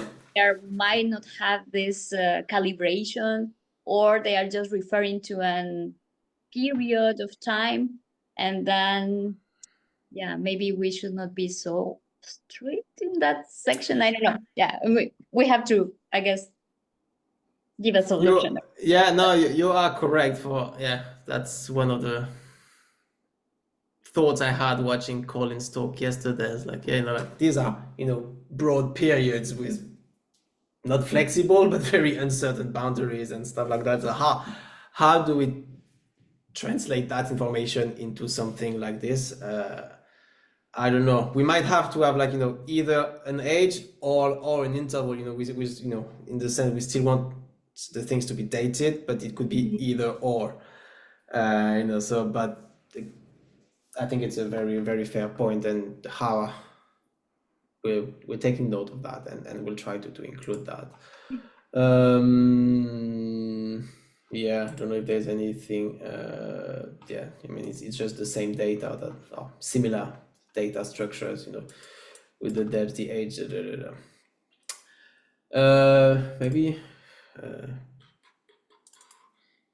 Is there anything worth? Yeah, maybe. I mean, this one is very similar, but you can see that the age uncertainties are not reported, and that is okay for the database. So that is not a problem. Maybe the checking script would raise a warning. I don't remember exactly the full list of warnings that it raises, but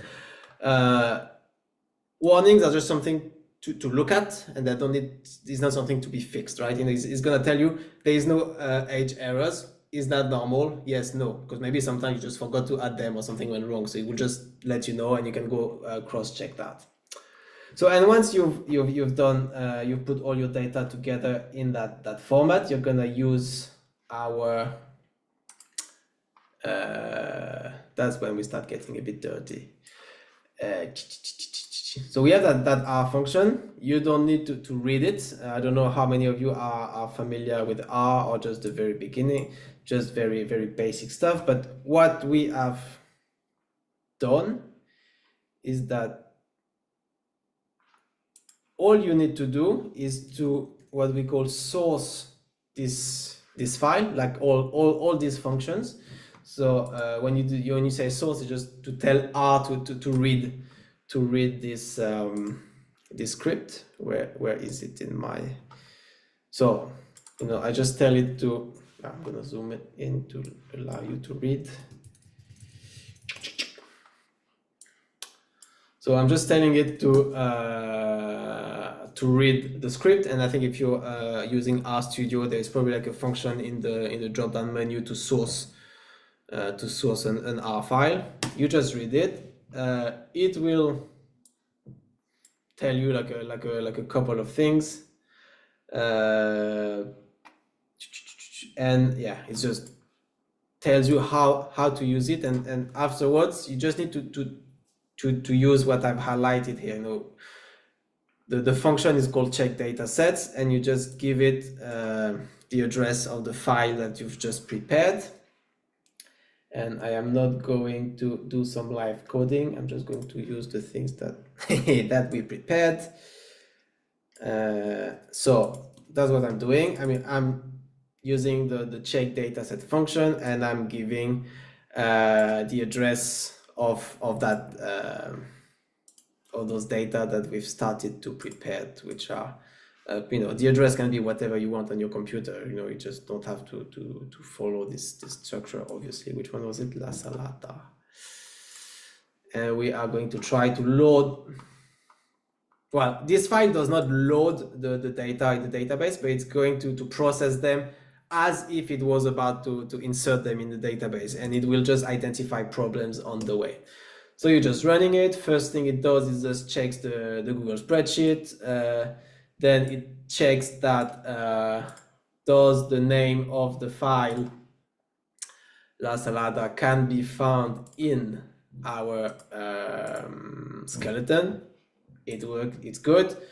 Then it's gonna check some, very basic stuff, but are the coordinates okay? Are they like, I mean, not as good, but are they at least like realistic? Are we still on, on planet Earth? In this case, it tells us there was an error, and errors will have to be fixed. When you run the script and you get an error, this is something that the data are somehow compromised. So that needs to be fixed.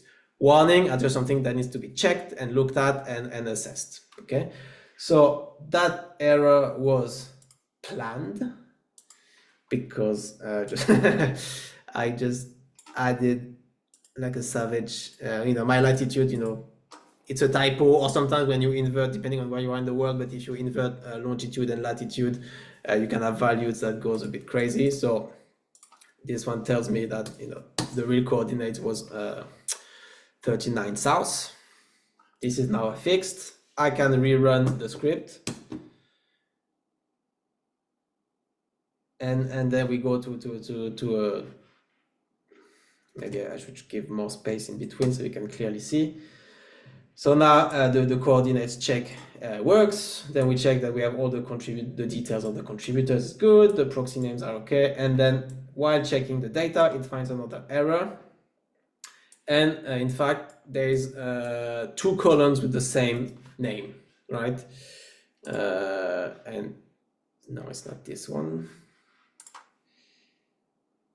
This one, and so I'm not going to fix it because these are not my data, and I don't know. It's just a problem that exists.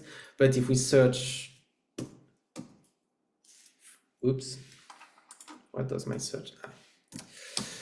So we have like these 2 columns, AIH and AI, have the same name and different values. So I don't know what's happening there. If I was the data contributor of the data set, I would have to, check that and see what happens. Maybe it's the same thing and they just need to be added up. Maybe there is a typo, something somewhere. I don't know, but as the data contributor, that is a problem that you would have to resolve before submitting your data.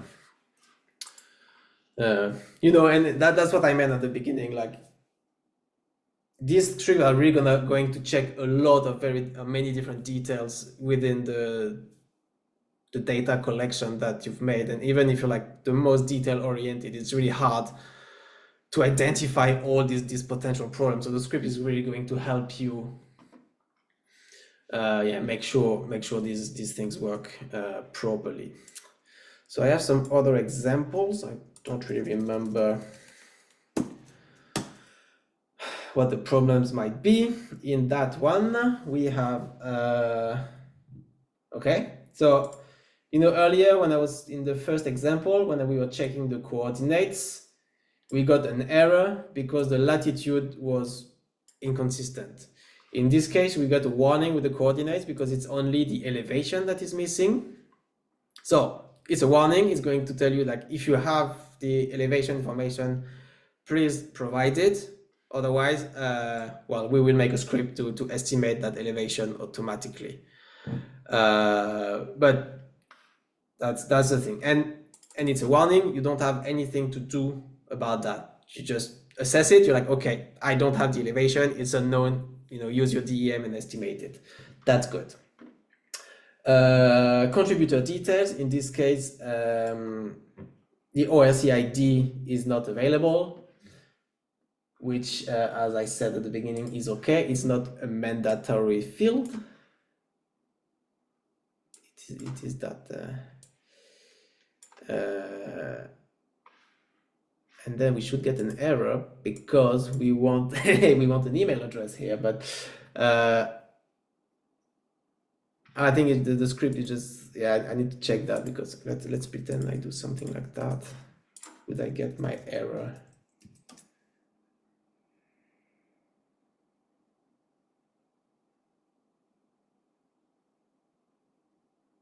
Oh, in fact, yeah, no, it's just that naming that is incorrect.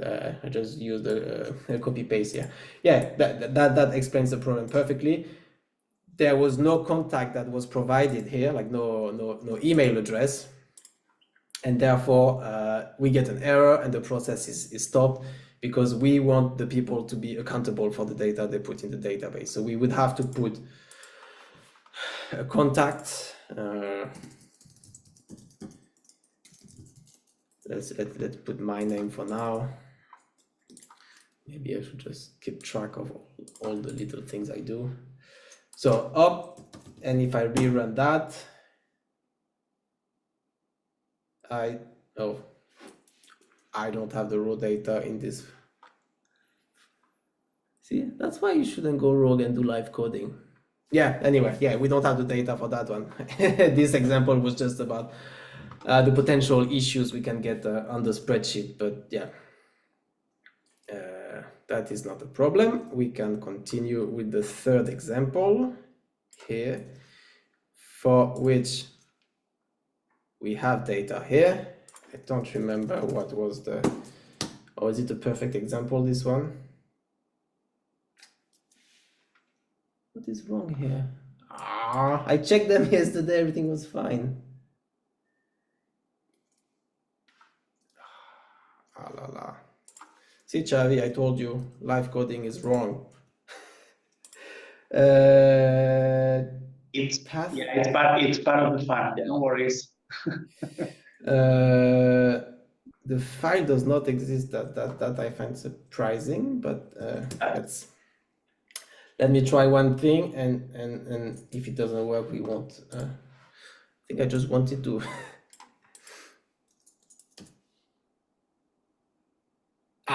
Yes. Okay. I think it just. Yeah, I was just missing a folder when I typed in the address. So we go back again here. It starts here. Checking the coordinates. Elevation is missing again. That's okay. The OSC ID is missing. That is okay. Then we start checking the consistency of the data themselves. In fact, a problem that we got here is that Excel really likes to convert whatever it gets into date, right? We've had that problem in the weirdest of situations when you just enter a number, it's like January 2nd. You're like, no, that's not my data. But yeah, we have some Excel did its thing somewhere. So it detects it and it will tell you it's a colon E. Oops. I don't know how to read that. Row 11, colon 5. See, yeah, those are those data. So if you can see here, it's a bit small. Yeah, so it's big. Well, yeah, Excel has decided that these were dates and the data have been converted. So, if you get that warning, you just, I mean, you know Excel as well, I'm sure, you format the cell and you're like, no, this is not a date, this is a number, please. Then obviously it does weird stuff, but you have the raw data at hand anyway, so you can just make sure when you import them that they are correct. So these type of issues are, well, impossible to detect by eye, but yeah, when you start running scripts, it detects. Yeah, one interesting example here about the units. You're gonna get a warning as well if some units are missing. Sometimes it is okay. So some measurements are unitless, so it's okay to not have a unit that is clearly written here, but you'll get a warning. Just make sure that it is normal. And and then some final notes that you should check, is the contact email associated with the data set correct? That should be used, so that's easy to check. And does that link pointing to so that's the link to the paper, is that link correct? Because I think it's just estimated directly from the DOI, because you can see like in this table, they are all coming in different formats. So I just made some functions to try to, to strip the DOI information and to paste that back into an address. Let's make sure this points to a paper. You just copy paste, and if that takes you to a paper, you are happy. And then you have like, if you reach to that point, you get just a summary. You got 3 warnings, you evaluated them, you check the notes, and that you're here. And when you reach that point, you can submit your data to us. I don't know, to Chavi or to, we don't have like a dedicated account, but you just submit your data to us. We will then try to incorporate them in the real database, and there might be like a few more iterations, because that check-in script is not like bulletproof. It's not bulletproof. There are probably some tiny mistakes that will not be detected. So, and when they are really integrated in the database, that it will. But like most of at least the biggest problem will be detected and fixed. So yeah, so that's where we are, and yeah, that's where we are at the moment with the database. We have some kind of structure for a subset of all the data sets that we want to incorporate. We've developed a pipeline to incorporate those data. Obviously, everything is open to modification, and there will surely be several versions coming in the next few weeks and months as we progress. And something that I just want to highlight at this point, but it's really more of an IT than anything concrete at this point, is how to interface with the final product that we will have, right? So we wanted to create like this shiny app. So just like you just connect to the database in your web browser, and you can really manipulate the database and access different data sets in a very visual and point-and-click interface, which makes it quite easy. That's the theory. In practice, we don't have at the moment the time to focus on that. So we are actually quite interested in if anybody in this room, or if you know anybody that has the skill and would be motivated and have some interest into doing that, we really encourage you to spread the news and tell these people, or yourself, contact us directly and be like, yeah, I know how to code a little bit, and I would really be interested to start exploring how to develop such an interface. The project is really wide open in terms of what is expected, because we have nothing, and yeah, so it's very open, but yeah, we really need some help, some technical help as well, just to keep the momentum going and build up that infrastructure from the data compilation, the infrastructures, and the visualization / usage later on. And then final thing, how once we've done all of that, let's pretend like fast forward a few months, we have like 1 million data sets in our pSESYNTH database. How does the final product looks like? At the moment, we have different ideas. One of them would be like ideally that online interface where we can access data. And so these files are just basically, they are the Postgres database. So it's a relational database itself with the different tables that you have, and all the information that you can query yourself.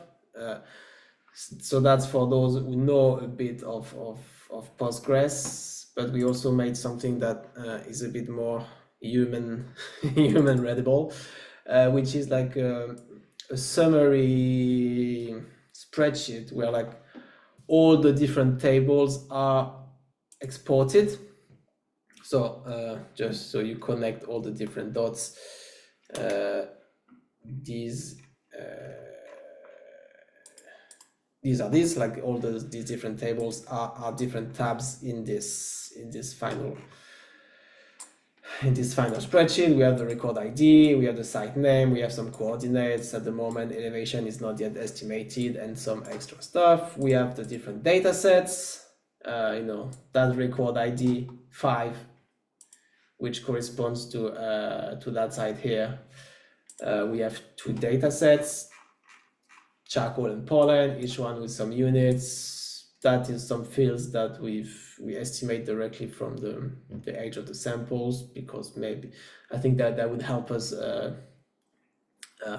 when we make some to query a database later, like some age constraint, it would fasten the whole process. How many samples there is, and different stuff, sample information, the data themselves. So yeah.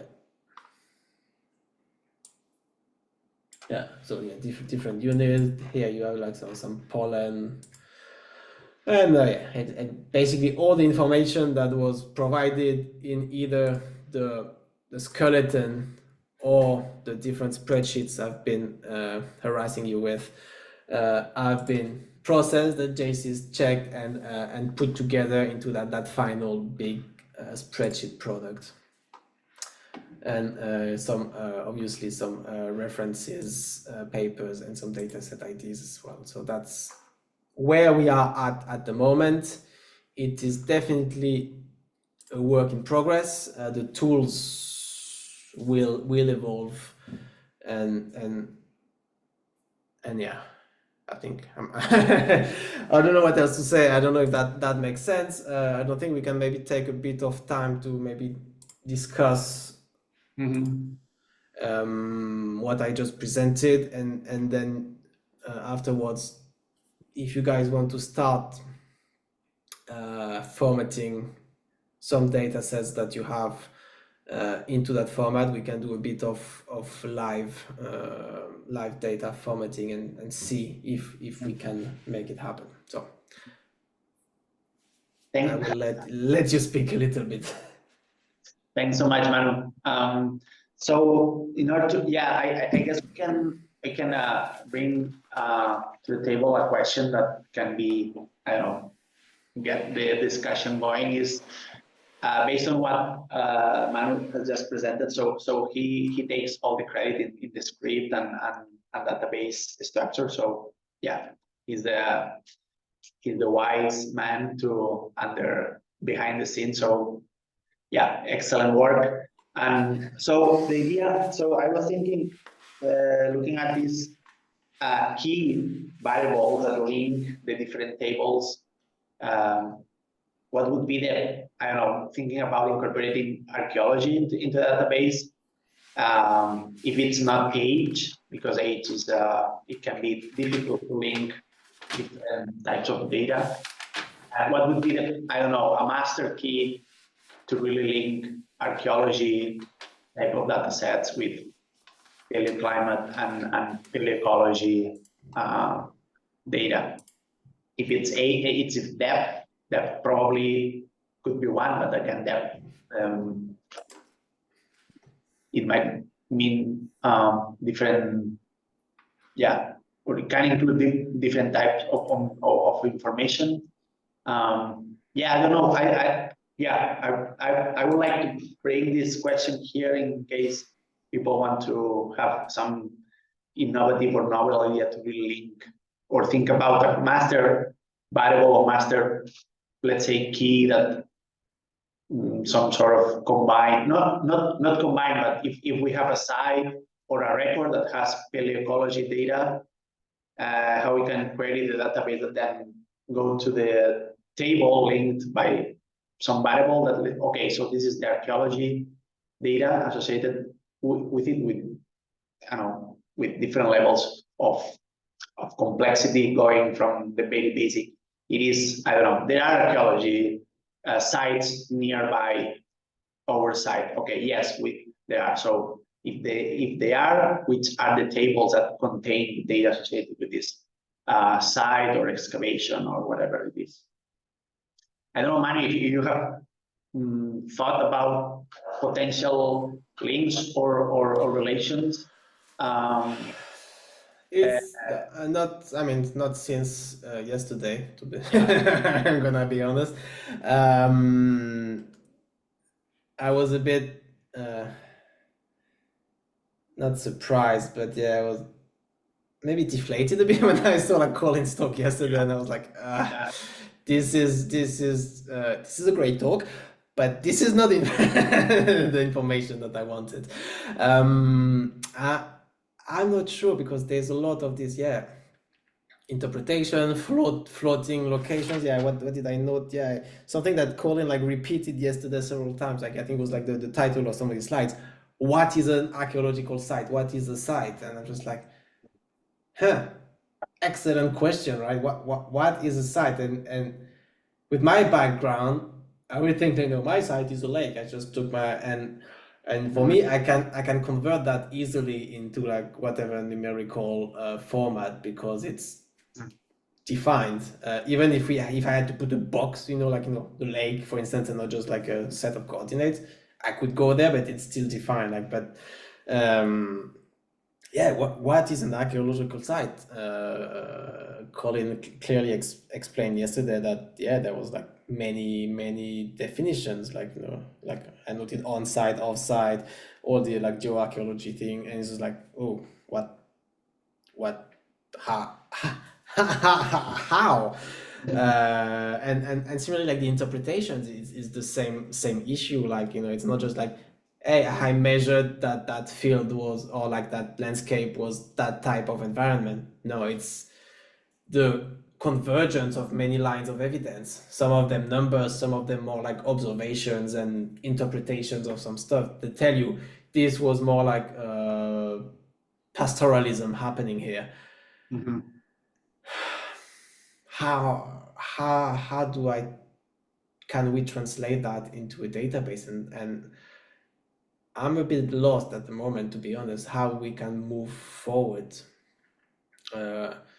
Maybe it's about aiming less, maybe focusing on some archaeological data sets that kind of could, let's not think about archaeology, but some data sets that are more directly compatible with the other data that we have, because that's in a way that's what we want. Because if we want to really study question the interface between our triangle, better to have data that are actually directly comparable.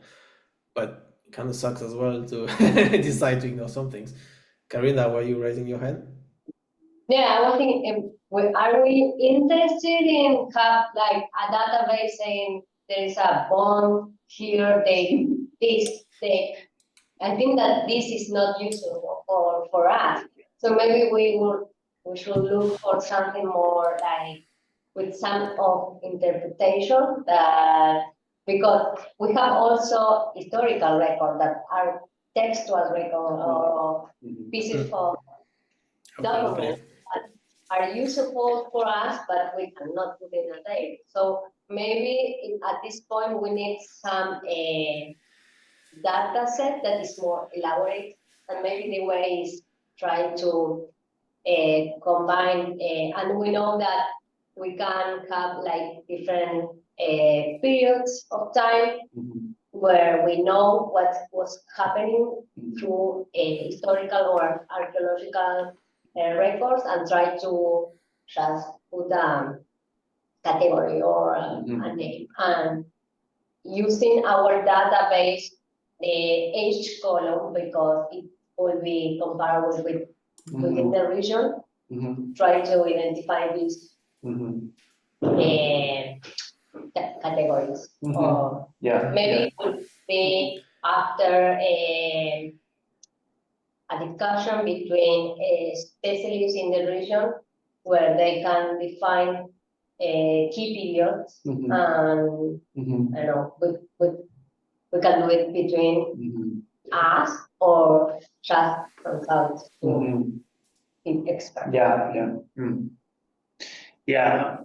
don't know if it's the objective of our project, or it's too much. Yeah, well, I don't know. So the objectives of our project and the network is whatever we want. I mean, it needs to be driven by us and by our needs and much to our extent possibilities that we can do.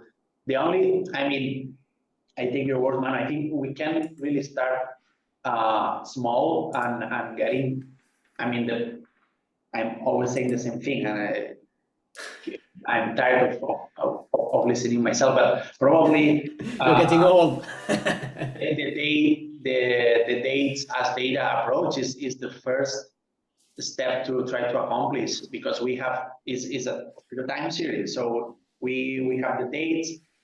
We have, even for most of this People 3K database has the coordinates of the sites, no matter how they define the site. I don't know if it's an excavation or a region, I don't know, but we have several variables that inform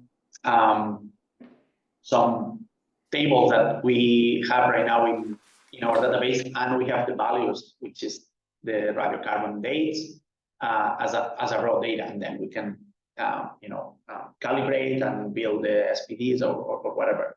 So this is the only type of archaeological data type that, to me, within my 100% ignorance, can be really included or incorporated or merged with the rest of the data types that we have. I don't know, Manu or Colin, what you think, but I think that's probably the first step that we should try to explore. And to my knowledge, there's been no previous efforts in really quantitatively speaking, building a database combining these two, let's say, multivariate time series type of data. No, I mean, I agree with you. That's actually from my perspective, that's a very actionable suggestion. It's not easy, but it's something that we can do, because also one of the results of the workshop at Inqua was that people wanted us to store all the dating points for the records, right? If you remember the discussion, Xavi and whoever was there. Because first I was like, maybe we just get one chronology, like the latest chronology, and we make it easier for the data contributors to not have to recalculate the chronology, etc. But there was a strong push from all the participants that no, we actually need to have the possibility to recalculate the chronology. So there's a need to store the radiocarbon ages or every chronological time point that we have. So just by that, we can also store all the the archaeological radiocarbons and all those. Maybe we need to have a slightly more complex table to document a bit what they are, even if I'm not quite certain that we need. But I think that's doable, and that's actually something that can be achieved rather quickly. Yeah, Colin? One other modifier that might be interesting is co-located sites, but somehow flag archaeological data that relates to a paleo environmental site. Yeah. That's also a nice starting point. So I agree that the density of dates is like a first avenue. And then co-located paleo environmental data and archaeology, because that's where the examples are really. As you showed us nicely yesterday that these two are usually in opposite directions, right? Yeah, and Rahab reiterated that too, right away. Yeah, right. She said it as well this morning. But there are a few sites where the two exist. So it might be like the next thing to look at, actually, right? Like the power of the paleo environmental database is the next question, and what? And so that could be cool to somehow, even in the drop downs, if it's just like a drop down thing, that's co-location. Some manner. But co-location now brings or at least brings to me the question: what's the scale? I mean, what's the spatial scale? If it's I don't know, a buffer of 5 kilometers, 10 kilometers Yeah. for each by country, which probably it's a manageable scale or comparable scale across regions. Yeah, so it will vary. Yeah, yeah. It's basically like expert opinion. Yeah, exactly. Yeah. Totally. I think it's a matter of the data contributor or the data, person who brings in the data and say, this is a site. Yeah. And it's co-located or is next to, or I think it has an influence to these sites that you guys are extracting paleoclimate or paleoclimate. And like also other examples, like on the archaeological data end, I mean, there's tons of data, but there's some stuff that might not really matter paleoenvironmentally, right?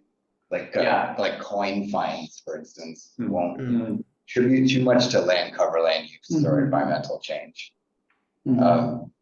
So there is like these like emphasis biases, I guess, that we should somehow consider filtering it. Yeah, definitely. And often like the data in it on its own. So I presented one site that had co-located like wooden settlements on the lake. Yeah. And then lake sediment data. And another example was it graveyards around a lake site? So like the density of graves around a site, but the data will have to be aggregated. So like settlement numbers or house numbers in the settlement, or just gravestone numbers through time. Like the data will not exist like that because that's usually not interesting to the archaeologists. So it sounds strange, but for us, like that's super interesting, right? Yeah. Somehow like I'm seriesing it, even if it's discrete data. But like it won't exist if just like number of settlements around this lake, because no archaeologist is interested in like all time. They're interested in like the 6,000-year-old houses or the 4,000. Right. So career is specialized on that, or like late Stone Age graves versus Middle Stone Age graves.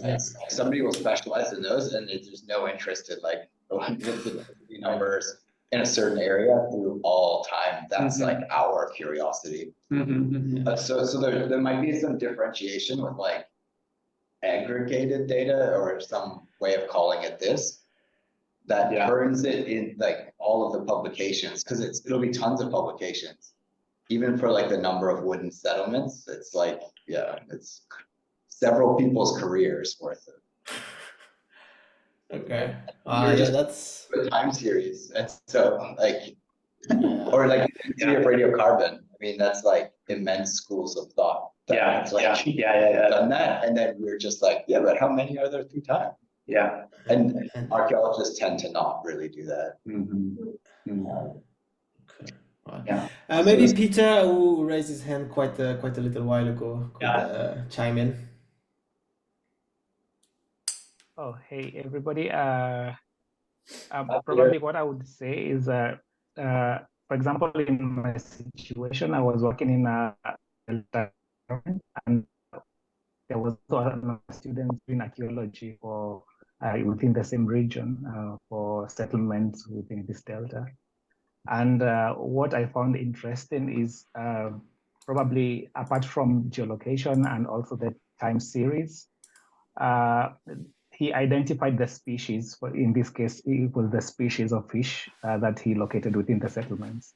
And this was really interesting because from the species of fish, you could tell at this particular period, was it a floodplain? Because this type of fish are more like inclined into colonizing floodplain, or this type of fish is more of a running river environment. And this was interesting to correlate these different periods. For myself, I was looking at the marine to freshwater like changes.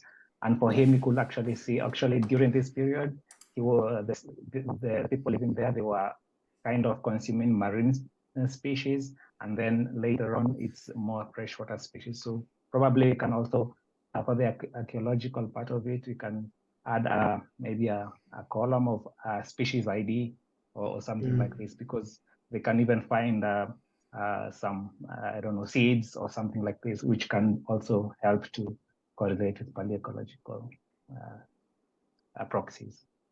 Yeah, no, that's correct. I'm always amazed by the diversity of indicators in use in archaeology and how they're used behind it. And that's actually, I think that's the root of our problem. It's just like so many things to look at and to consider. And so yeah, I mean, yeah, type of fish, and that gives you like a lot of information.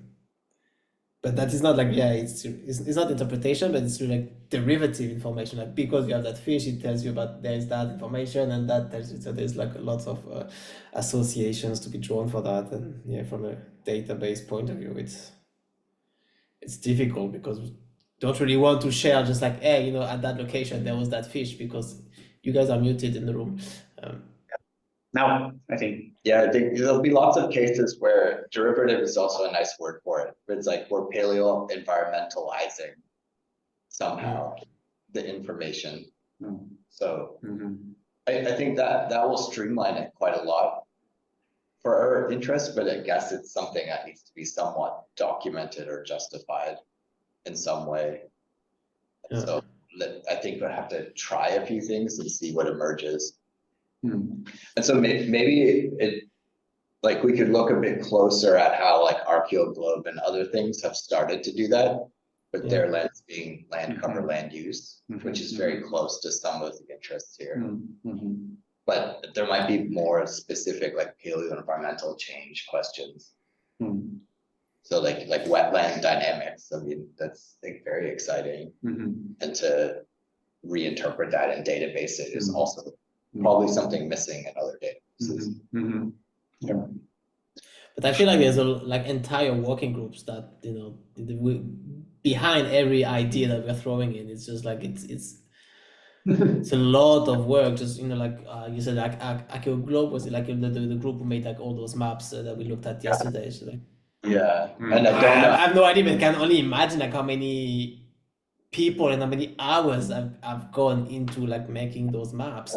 I think it's paper level that they have.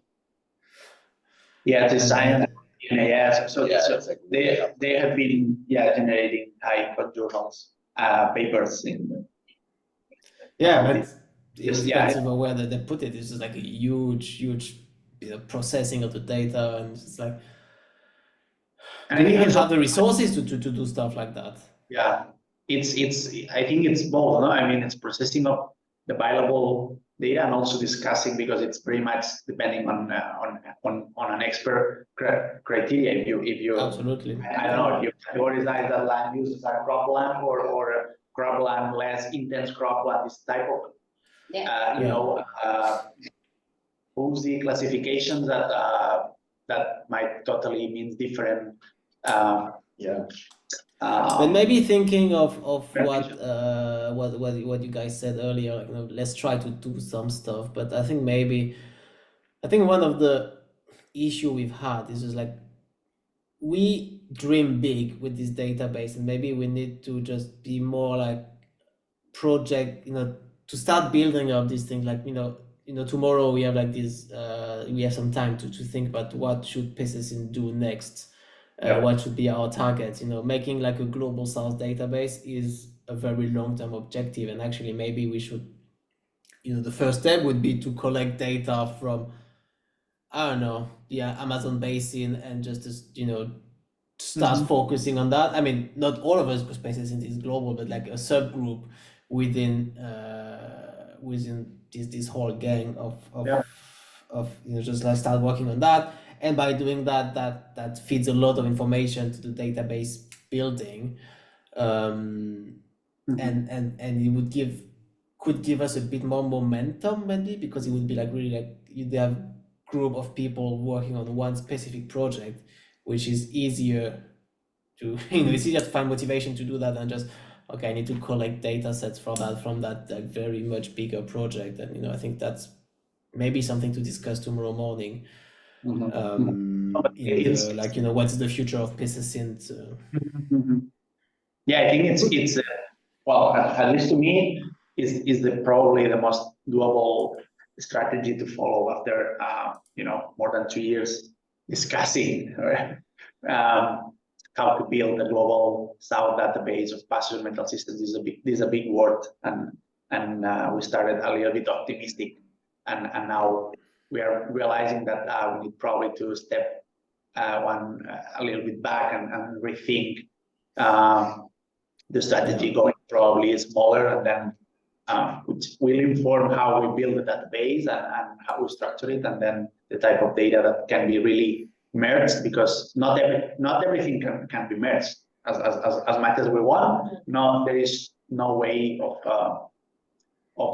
doing it, I think. So basically, because I don't know, probably somebody else have tried to do it before, and I'm pretty sure they have failed, or they have at least tried it, but it's not available. So that means probably, and it's a natural question how we can really combine or synthesize archaeology and paleoecology. So it's natural to think and to do it, but if nobody have done it before, it must be for a good reason, or in this case a bad reason, because it's difficult.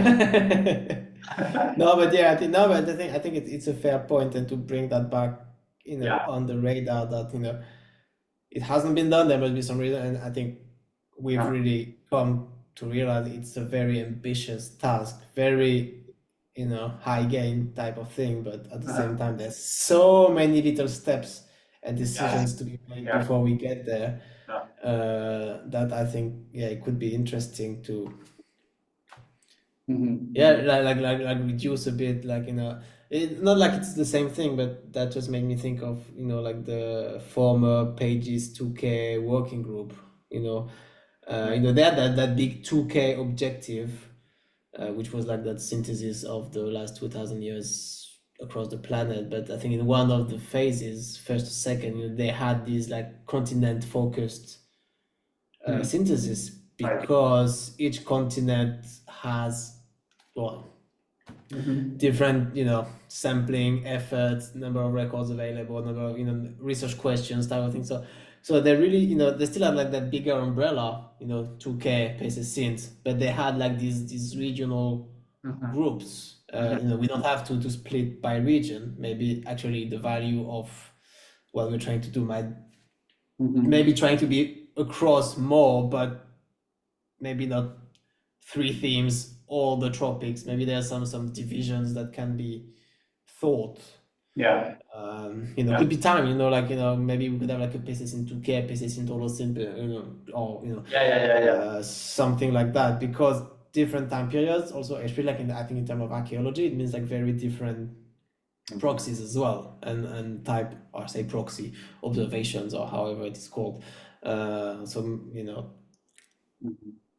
not familiar with like the most recent stuff, but I'm more thinking like working in Africa, all these like all the anthropology and stuff like that. It's just like the observations are very, very different from like a pottery, or as Colin said, coin earlier. That's not so very different objects to do the science itself. So maybe there's a logic to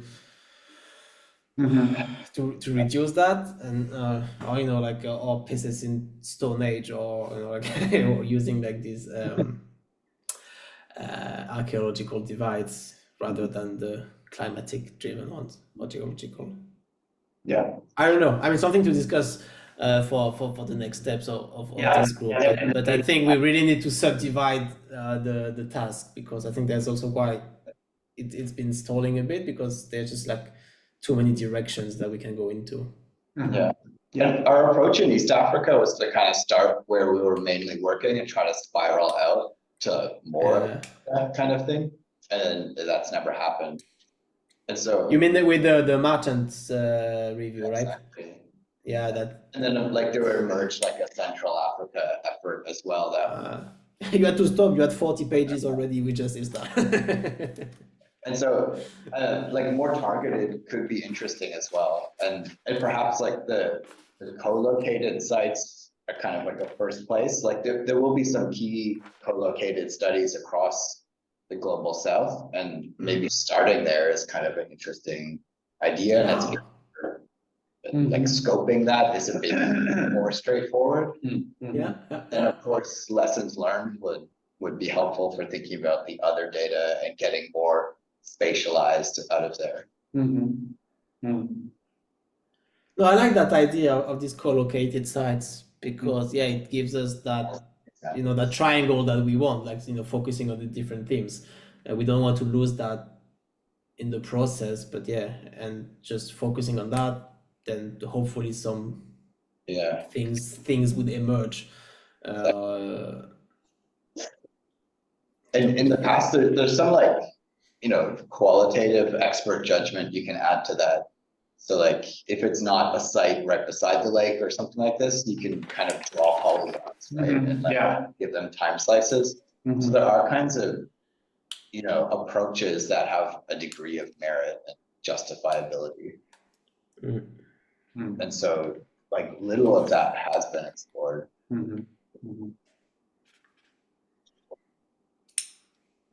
Yeah, I was thinking how the contributions of all of us, either by broad, I mean that also connects with a little bit of tomorrow's sessions about the different, let's say, roles within the pSESYNTH project, which is data contributor, data generator, and we also come up with a new one, a different one, which is data explorer, which is everybody who probably don't have primary data to contribute with, but is interested, I don't know, in going to Neotoma, People3K database, Pangea, NOAA, to fill in using this co-location approach. Okay, so in Ecuador, I have this paleo ecological nice data set from a lake that gives you a signal of what are the limnological changes associated with climate change, but also human. But I have no idea what is the past demographic changes. So I'm going to the People3K database and drawing a polygon around the lake and see what's the density of sites around the lake. And I'm fetching that data and somehow incorporate it into the database. I actually don't know how I can end up this argument, but the idea would be to really discuss how we allocate our different, let's say, contributions and then credit to the different efforts. What is a data explorer to fill in these gaps as data and the data contributor, of course. Yeah, there are different levels of involvement and different levels of data authorships, and at the end, different levels of acknowledgements. But again, this is probably I'm going too fast, and it's a topic that we can discuss tomorrow with Gerbrand as well. Yes, I think so. It's co-location because not everybody would be able to contribute, data sets that have the 3 different themes for a certain region. So we need also a task force or a certain group of people that, okay, I'm the ones who are gonna explore or query what is out there and see. That's that's it. Something that we need also to consider at some point. Yeah. No? Just I don't know if you already know where to store all this data. I mean, yeah, that's a good site or yeah, I don't know. We don't know. So, well, at least I don't know. That's my quick answer. We have a list of potential databases that can be, queried or explored to some extent. And the good thing is that most of them have R packages associated to it. So it can, the process, or at least looking at or extracting data, can be relatively standardized in some way. So it's not all about, individual spreadsheets that can be lost or mixed it up. but I would not go down the road of storing, because that now we enter in another, let's say, black box of who gives credit about taking DOI data from Neotoma and putting it into our database. So it's the original one, the one who I don't know, downloaded the data, traded the data somehow. So this is a little bit complicated, but at least a midterm solution would be at least to have some sort of table in our database that at least link or say this is what is available for that region, and these are the DOIs in Neotoma, in NOAA, in People 3K, or whatever. So at least having a metadata or access or some sort of information that people can then explore into much more detail. I don't know if I answered the question, probably not, Paula, but I think it's also for later. Yes, like depends on how old the database is. Yeah. Hmm. Yeah, I don't know. The storage thing is something that we need to probably think about in much more detail if we follow this co-location approach. Because now the database, if we follow that and storage data, it's gonna be not like a database, more like a repository. Yeah, I don't know, more a static place in which we put data and we store stuff rather than, I don't know, I don't have an answer for that, but it's a very good question. Ask for it to Inqua and they can pay. Repository, or I don't know. The next project, we ask for money to maintain a site where we can store the data. No, it's a good issue because it's difficult to store all this data. Where do you, and place must be large and durable through time, so. Totally. Mm-hmm. Yeah. That's also tricky. Yeah, it's a good question. We should think about it. That's also tricky, and of course, I mean, the coordinators will not stay like forever taking care of this thing. The idea is like the network, or my idea of a network is no matter who is running it, that the network is keep going. So you can take out a certain people that the momentum is still going, but this is difficult. So this is also why tomorrow we need to think about, or at least having a little bit of discussion, how the next steps and the future of pSESYNTH can be maintained through funding or through more people in, I don't know, extending the network. Charuta is here back. So yeah, those are really good questions. Keep them in mind for probably tomorrow if you can stay. But yeah, it's this is why probably, again, we are probably thinking too big and too ambitious, because even Neotoma. Think about Neotoma is a let's say only one thing. It's paleoecology. If you wanna take it as a broad field that Neotoma incorporates. Think about the people working in it, the infrastructure behind the scenes, the funding that they have been every 2-3 years they have to apply for a renewal grant to an NSF to maintain it. So if you want to, we cannot even compete or compare to this initiative. So we need probably, again, step one. No, but one long-term plan for us could also to become a constituent database of Neotoma. Let's put it in a different way.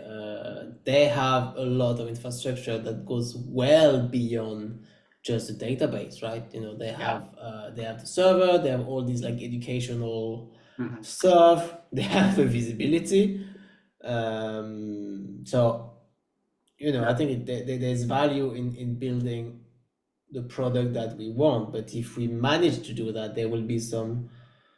It will be appealing for other structures to integrate us.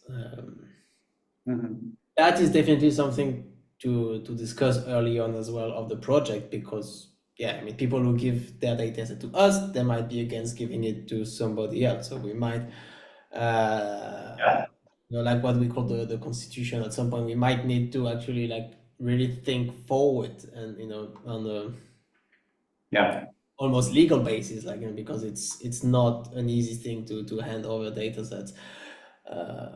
But yeah, but at the same time, you know, where we could put them, there's also like some, you know, it doesn't have to be like a dynamic where every tiny modification gets published. You know, we can do versions. You know, every 6 months we release something, and there's many repositories for that. Pangea is not great for it because they really want to process all the data, but we talked about Zenodo, which is really good for that. Figshare, you can upload, each file can be up to 20 gigs for free. I think there'll be quite a lot of time to pass before pSESYNTH reaches 20 gigs. Yeah. Unfortunately, but these kind of things, you know, the solutions exist. I mean, we can check what the other databases are doing. I don't know where the, you know, like the sizeholders period and database, where they are stored. There must be somewhere like that. But you know, I have databases on the two things I've mentioned, and you know, once every blue moon I release a new version of them, and it works fine. So you know, at the beginning as well, we'll have like new, like, you know, the database will evolve quickly, but let's hope that at some point it will more like, you know, there will be stepwise, you know, like we build something, we kind of exploit it before going to the next phase of adding more. So starting to create versions, stable versions, makes sense. So I mean, we don't have to have like Neotoma, have the website with the database plugged in and all the visualization that goes with it. That's definitely next level, and the group would need to grow significantly in terms of size, skills, money, everything to get to that point. We are not Neotoma, we are trying to do something else.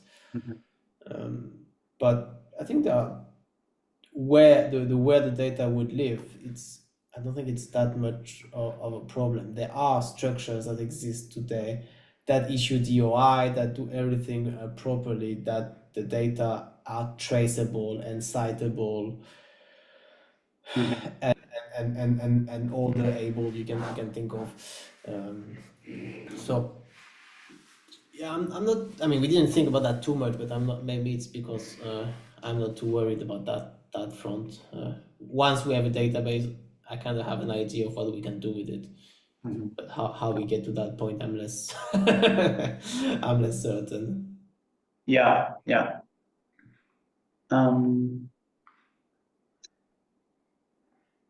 But yeah, but you know, that's also like, you know, some topics that Jabran will bring up tomorrow as well. So let's not steal some thunder from that, because I think he has a very good experience and perspective on those topics, and it would be good to keep the discussion fresh for him as well. Just not to do it without him. It's a parallel, let's say, effort in I mean, building database, but also considering all of these long-term maintenance and resources that we need to at least keep this project going if we don't want to be dead after the funding is over, which is going to be in 2 years, but hopefully we're going to extend it somehow, at least having the opportunity to meet and discuss how to do stuff. But yeah, and we still have time until lunch break.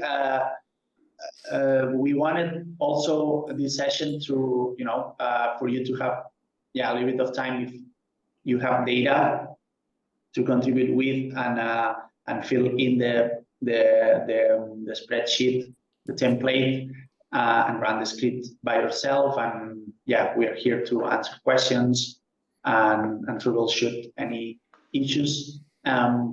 or we can still, keep discussing potential linkages and practical ways to integrate archaeology, because at the end, probably that's let's say the main focus or the main motivation that why we organized the whole workshop.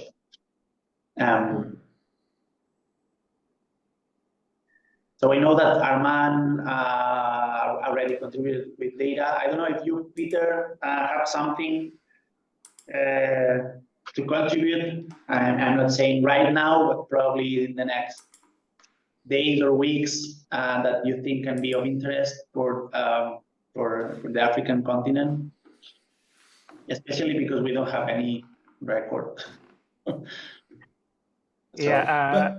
Probably I can look into it, because initially the issue was to the credit for the contributors on the source of the data. So as long as we have that ironed out, I think to get the data shouldn't be a problem, because a lot of work has been done actually. But the problem was how to use these other people's data to input it in the database. But then during INQA, we talked about this, of how we can be able to credit contributors and the owners of the data. So probably it should be possible to at least have some records in the couple of weeks. Great, thanks, Peter. Well, we should try also along that to coordinate with that other INQA project called Mapping Ancient Africa. They are doing similar stuff with an African focus, and she is not here anymore, but Rahab is co-leading that project. So the project is starting a second phase like this year. And I think whoever is going to contribute African data to us is already part of that. They have like about 100. Are you part of this, Colin? You've joined it? No, not directly. Yeah, but all my data is available. Yeah. Right now, it's kind of stuck in different places, but yeah, of course. But I think sorry, I interrupted somebody.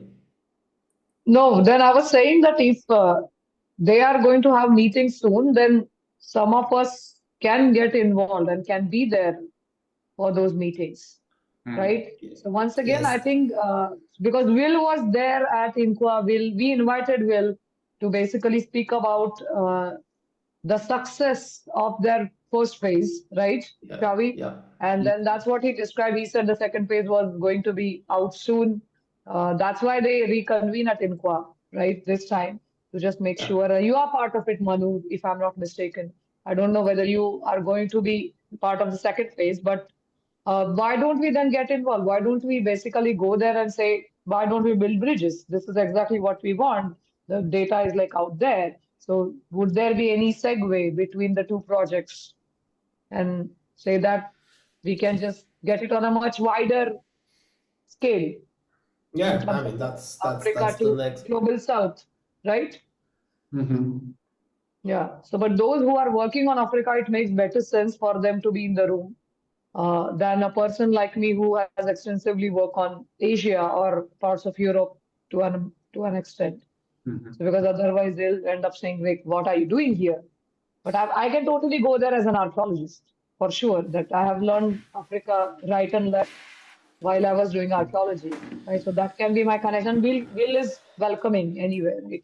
So why don't we get Will is not involved? leading the project though now. He's stepped down. Okay. No, I mean, he will remain involved probably, but there's Rahab and Stephanie Cabot-Barr, if you know her. So these two are now co-leading the project. But I think I've received an email. The first seminar is planned in a month, give or take, and I guess that would be the first first event of that phase, that second phase of the project. They have meetings planned this year, so we should try to reach out to them rather sooner than later, because I think they're supposed to organize, but there is a special issue for Quaternary International that is being written, so they are going to organize a writing workshop. I think Rahab is organizing it somewhere in Kenya, probably Nairobi.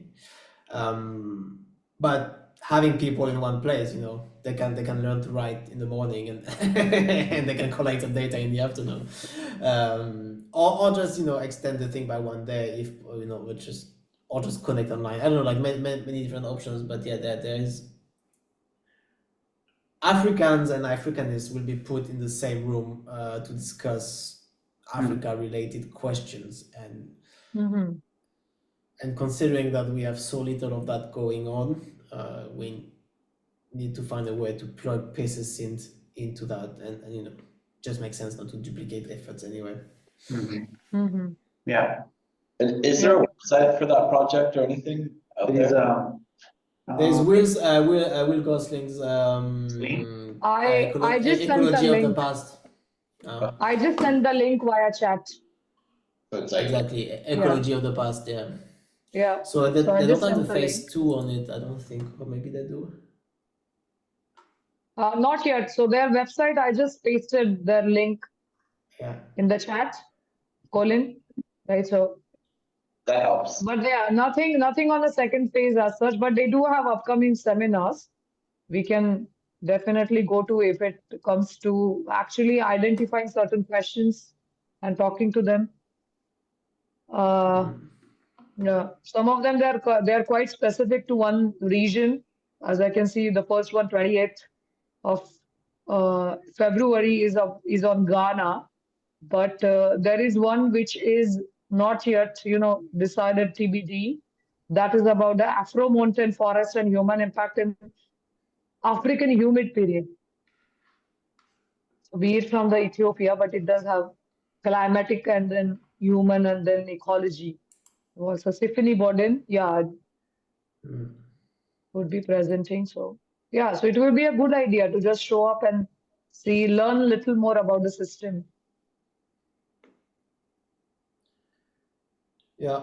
So yeah. Right? But I would also just contact the people, because these seminars are more like the proper seminars, and people come and present their research, and on and off. They're usually not that much time for discussions and stuff. I think it's more about contacting the organizers to create the space for these discussions to happen. Not expect that this will happen if we tune into a seminar, because we've all been to millions of online seminars in the past years, and it's Yeah, so as it seems, the Rahab is a coordinator for the Eastern Africa, right? Yeah, she's now she's like co-PI. Okay, because it's so maybe it's not updated yet, but it seems but like I'm telling you, I evaluated the proposals. She's co-PI. Okay. It's Falcon. You're muted. You're on mute. Yeah, sorry, I just realized I was chewing on some nuts, and maybe that was a horrible sound for you guys. So I muted myself. Yeah, but then it's a Palcom multi-year project, so 3 or 4 years of 8Ks a year or something. Got it. So we got an insider's news then. Yeah. So So I think Rahab knows what are the stakes here. So I think if we can get in touch, right, Shavi? You think? Yeah, right? Definitely. But I was thinking perhaps we need first to, instead of approaching, Rahab already knows what we are doing, but probably try to identify much more concrete actions or shared objectives, how we can really Objectives. Sure. Because I'm pretty sure if we have all of these, let's say, unresolved questions, they probably have the same for the African continent. So it's definitely it's something that we already mentioned time ago. about and this is why we invited Will in Rome. So Yeah. it's Yeah. Yeah. So I think, so I mean, if we are up to that, we can say that we are once again in that square where we need to strengthen these regional teams so we can get more regional inputs. Then we can move to the global scale, right? That's why I think that's why we also had these stations which were focused to sub-regions of the global south. Yeah. So I think we have to go back to that mode as well, to rather have more region-based meetings, make sure that region is getting represented, because underrepresentation was one of our USPs, that no, it's not represented. So how can we get it more represented as such, right? And be it paleoclimatology, be it paleoecology, then I think it will be much clearer ideas. Then on the basis of that, we can set up a practical timeline as to when we can write these papers, right?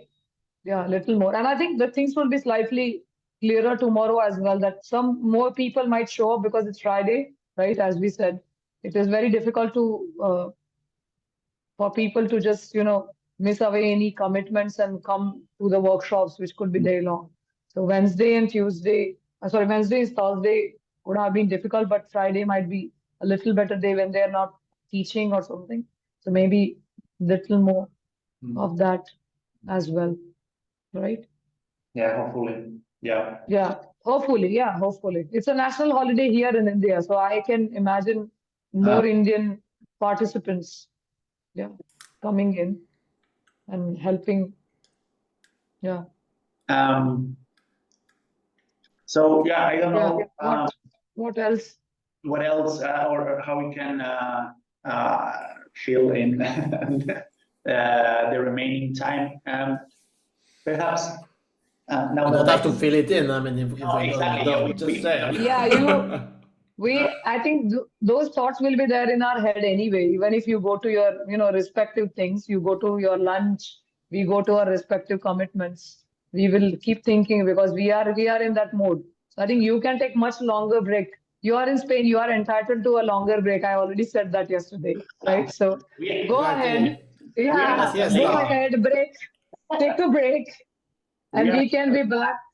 No, I mean, one question should be, what do we do this afternoon? To be honest, because do we stick to schedule, or do we update the plan slightly, because there's a lot of faces today that were already here yesterday, and maybe maybe it's better to kind of move forward. In a way, So maybe start talking, what we already engaged this morning, actually, like, planning and just starting to discuss potential projects and collaborations that we will probably refine and put on the calendar tomorrow morning, but maybe discuss some, what people are interested in, how much time they can commit, etc. That might be a more efficient use of the time. Fine. Sure. Yeah. Yeah, because the idea of this afternoon session was kind of following up the top priority questions, group-based discussion, but maybe if there is no additional people joining in with other set of questions, it might be a little bit a repetition of what we did. So we can just try to tap into what was written and build on that too. Exactly. Yeah.